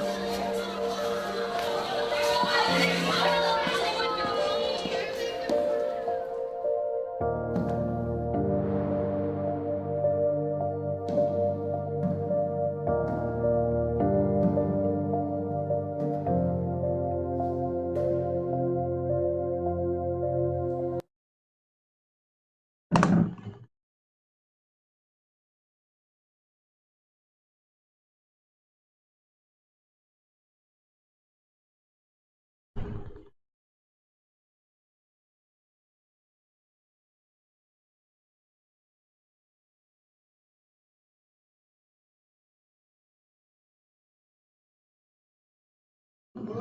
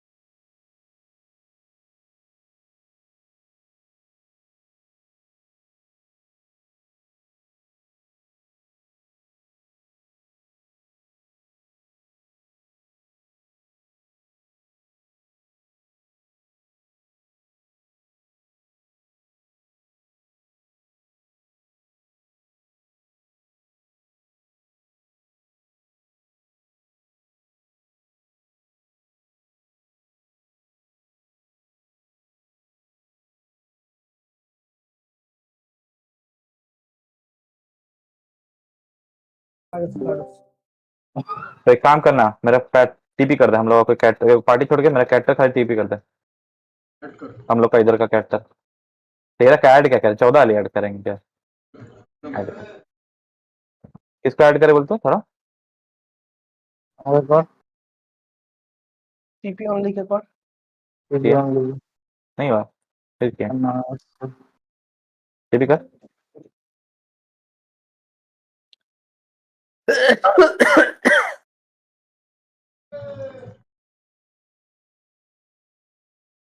इससे तो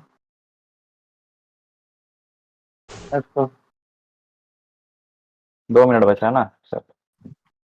तो सेकंड राउंड है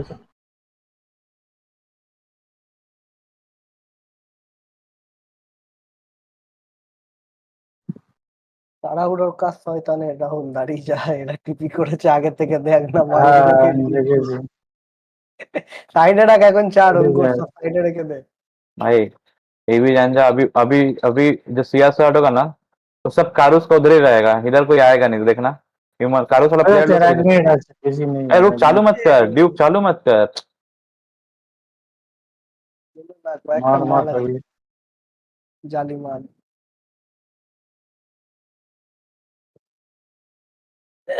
এদিক ওদিক ঘুরে বেড়ায় আসলে তো ফাঁকা আছে 50 মিনিট সেকেন্ড এরা আবার চালু করে দিয়েছে শুরু হচ্ছে लीप मारना कोई।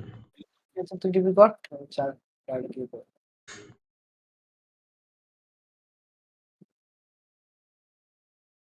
मार।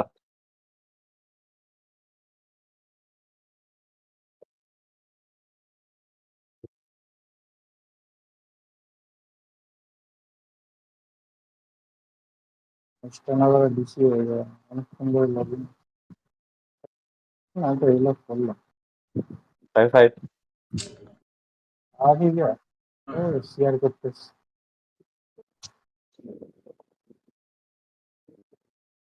ওই নাম নিয়ে দৌড়াচ্ছে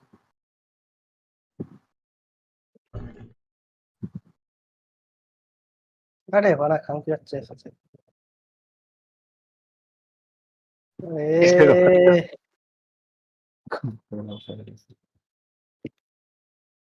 দিল দে রে ডাব দিয়ে দিয়েছে और मेजने साइड है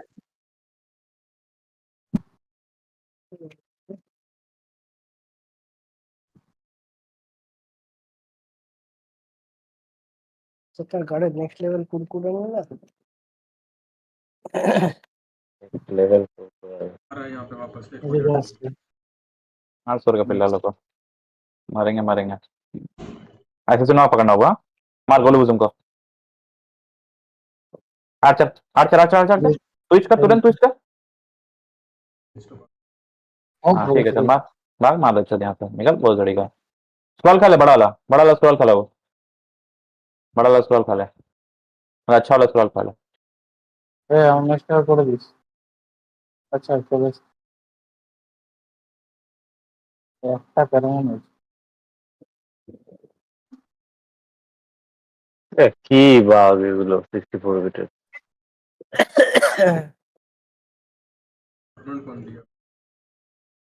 मार ना मार मार मार मार बाबू राहुल हिल कर क्योर कर क्योर सॉरी सॉरी गोलू बुजुम गोलू बुजुम गोलू बुजुम गोलू बुजुम पैरासाइट मार मार मारते कंटिन्यूस मारते मार इसको मार पिछ मार पिछ मार पिछ मार पिछ मार मारते पिछ मारते कंटिन्यूस मार जो कैरेक्टर 10 के चेंज कर वरी को मार वरी पीछे मारी वरी कोरियन कुछ Korean Korean Korean Korean Korean जो 10 के क्योर दे उसको क्योर दे 10 के देंगे मार मारते मारते परमानेंट मारते उसको वरी टोक मारते प्लीज को चेंज कर full please full please full please full please full cure दे उसको क्योर दे मार प्लीज मार वरी 10 के टेन के भाग भाग पीछे भाग पीछे भाग पीछे पीछे पीछे पीछे भाग टेन के भागते रहे जो सामने गोलू बुजुम फुल गोलू बुजुम full worry worry worry worry change worry worry पीछे नहीं पीछे पीछे पीछे पीछे पीछे पीछे पीछे पीछे पीछे पीछे क्योर दे खान की आगे गोलू बुजुम को जीत करना गुड क्योर भाई गुड क्योर गोलू बुजुम परफेक्ट मार मार गोलू बुजुम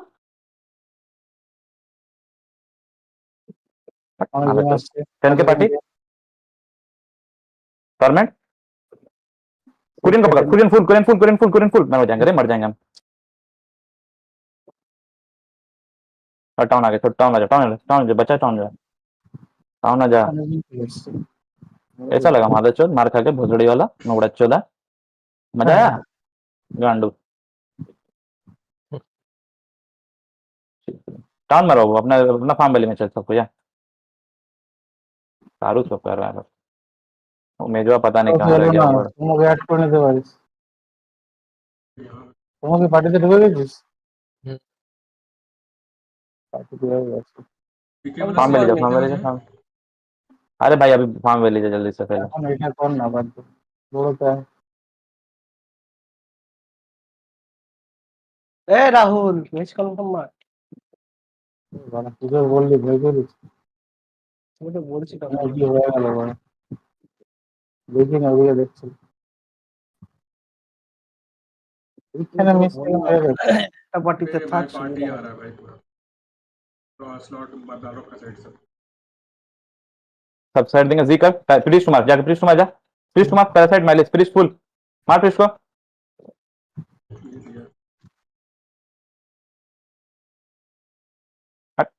একটা পার্টি জনকে আমার কাছে একটা পড়তো मार कुरियन टो मार পিসি টোটাল पार्टी जनके पीछे आओ पीछे चला जी नहीं आता ये तो कुंजिया लगा के मारेगा मादर चोद अरे बाला आए तातरी अरे अमित जल्दी आ जल्दी जल्दी लॉगिन भी नहीं रखा है क्या अबे वो हम बाहर थे तेरे घर के उधर से ही जस्ट अभी नहीं आता इधर पे तो जल्दी आ जल्दी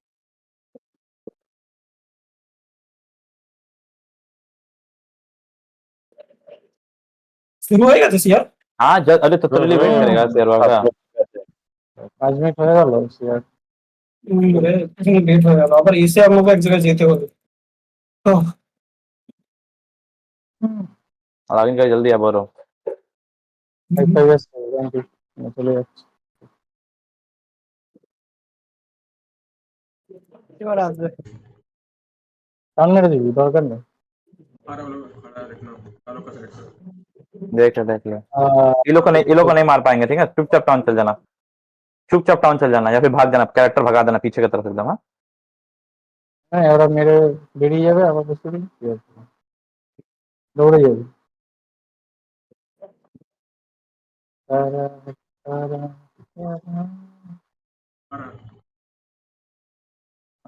नहीं आएगा वो लोग को बोरो हो चुका है समझा इसी लोग कंफ्यूज हो रहा है कि कहाँ जाना है ओनली को मारा है पार्टी आ रहा है टाउन चुपचाप टाउन चल जा सब टाउन चल जा बियॉन्ड যাচ্ছে হ্যাঁ फार्म वैली आके एक काम कर बाबू फार्म वैली है जल्दी फार्म वैली है तू चल बाड़लग में चल जल्दी बाड़लग में चल हाँ इसलिए तो बोल रहे चलने के लिए घुस धीरज घुस ना डिसन में घुस गवर्नमेंट जा घुस मारे को अटी ढुकेছে মার अबे वो किल नहीं कर रहा इसके मार मार मैंने दी मार कर लग अब बेटा जल्दी बेटा मैंने से शेयर कर বলতে কোথায় গেলি ডিকেতে টিভি করছি আমি বিমান দিয়ে দৌড়েছিলাম কিন্তু দৌড়ানো মানে यूजों का ऐड किया डिफरेंट सबको ऐड कर नहीं सबको ऐड करो धीरे धीरे सब आ गया তো বললাম একদিকে ফোকাস না একটা পার্টিতে থেকে सेक्सी लेडी को पहले ऐड कर रहा किए कौन अप किए यूजों भी कर लिए सेक्सी लेडी भी कर लिए देख फार्म वैली बारलोग में कर रहे हैं हम लोग आजा सेक्सी लेडी को वापस करने का अबे फार्म वैली आ रहा फाइव के बाकी कैरेक्टर टाउन जैसा तो जा ना तो जी कर टाउन जैसा तो जा ना जी कर अमिता गोलू बोलूं का मानना बीबी को नंबर 1 बीबी नंबर 1 फुल नंबर 1 बीबी देख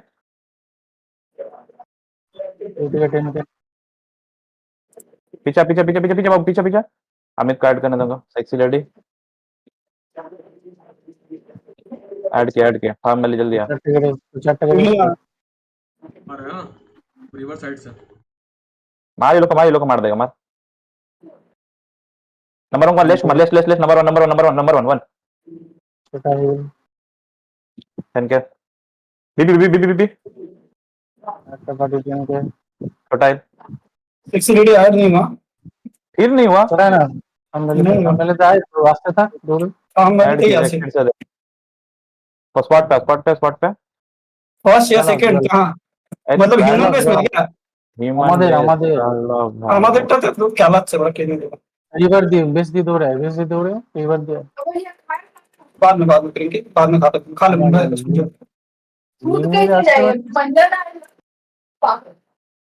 उधर देख उधर देख अपना वाला पार्टी देख हम इधर देख रहे हैं अपना मेज नहीं है ना नहीं भाई जल्दी यार तू अकेला मेज हम लोग पार्टी मैच को राहुल उसके उन लोग उसके साथ कर रहा है ठीक है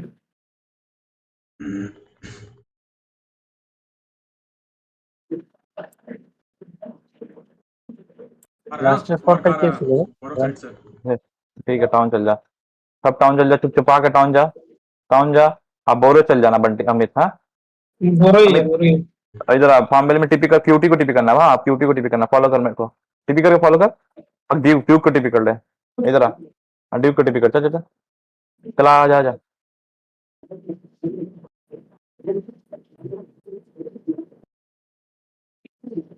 जल्दी बाबू डिसन मार के जल्दी डिसन मार के जल्दी फॉर्मेट दिया मारे को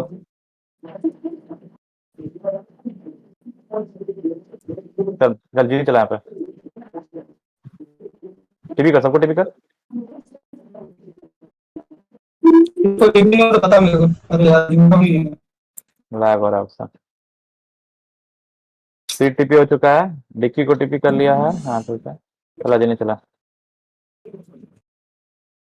क्या है भाई ठीक मार तो मार नहीं छोड़ तू अटैक करना देख रहा है लैग हो रहा है भाई मेरा माउस नहीं काम कर रहा अरे जल्दी क्या तो करिस ना आराम से कहाँ है और कहाँ रहा है 5 थोड़ा वेरी अब आ रहा नंबर 1 मार আবার অন্য পার্টি इनके दिए जी कर जब मेज इनके दिया नहीं दिया पीछे वाला मैच मार इनके दे दिया प्योर कर जो फिर से 10 के दिए मार जी कर जो सामने उसको मार कुरियन मर गया वॉरियर 10 के पार्टी अबे हो जाओ दे दिया मेरे को जो मारा उसको मारना भाई भाई मेरा को हम डिस्कनेक्ट हो गया था सब लैग हो रहा सब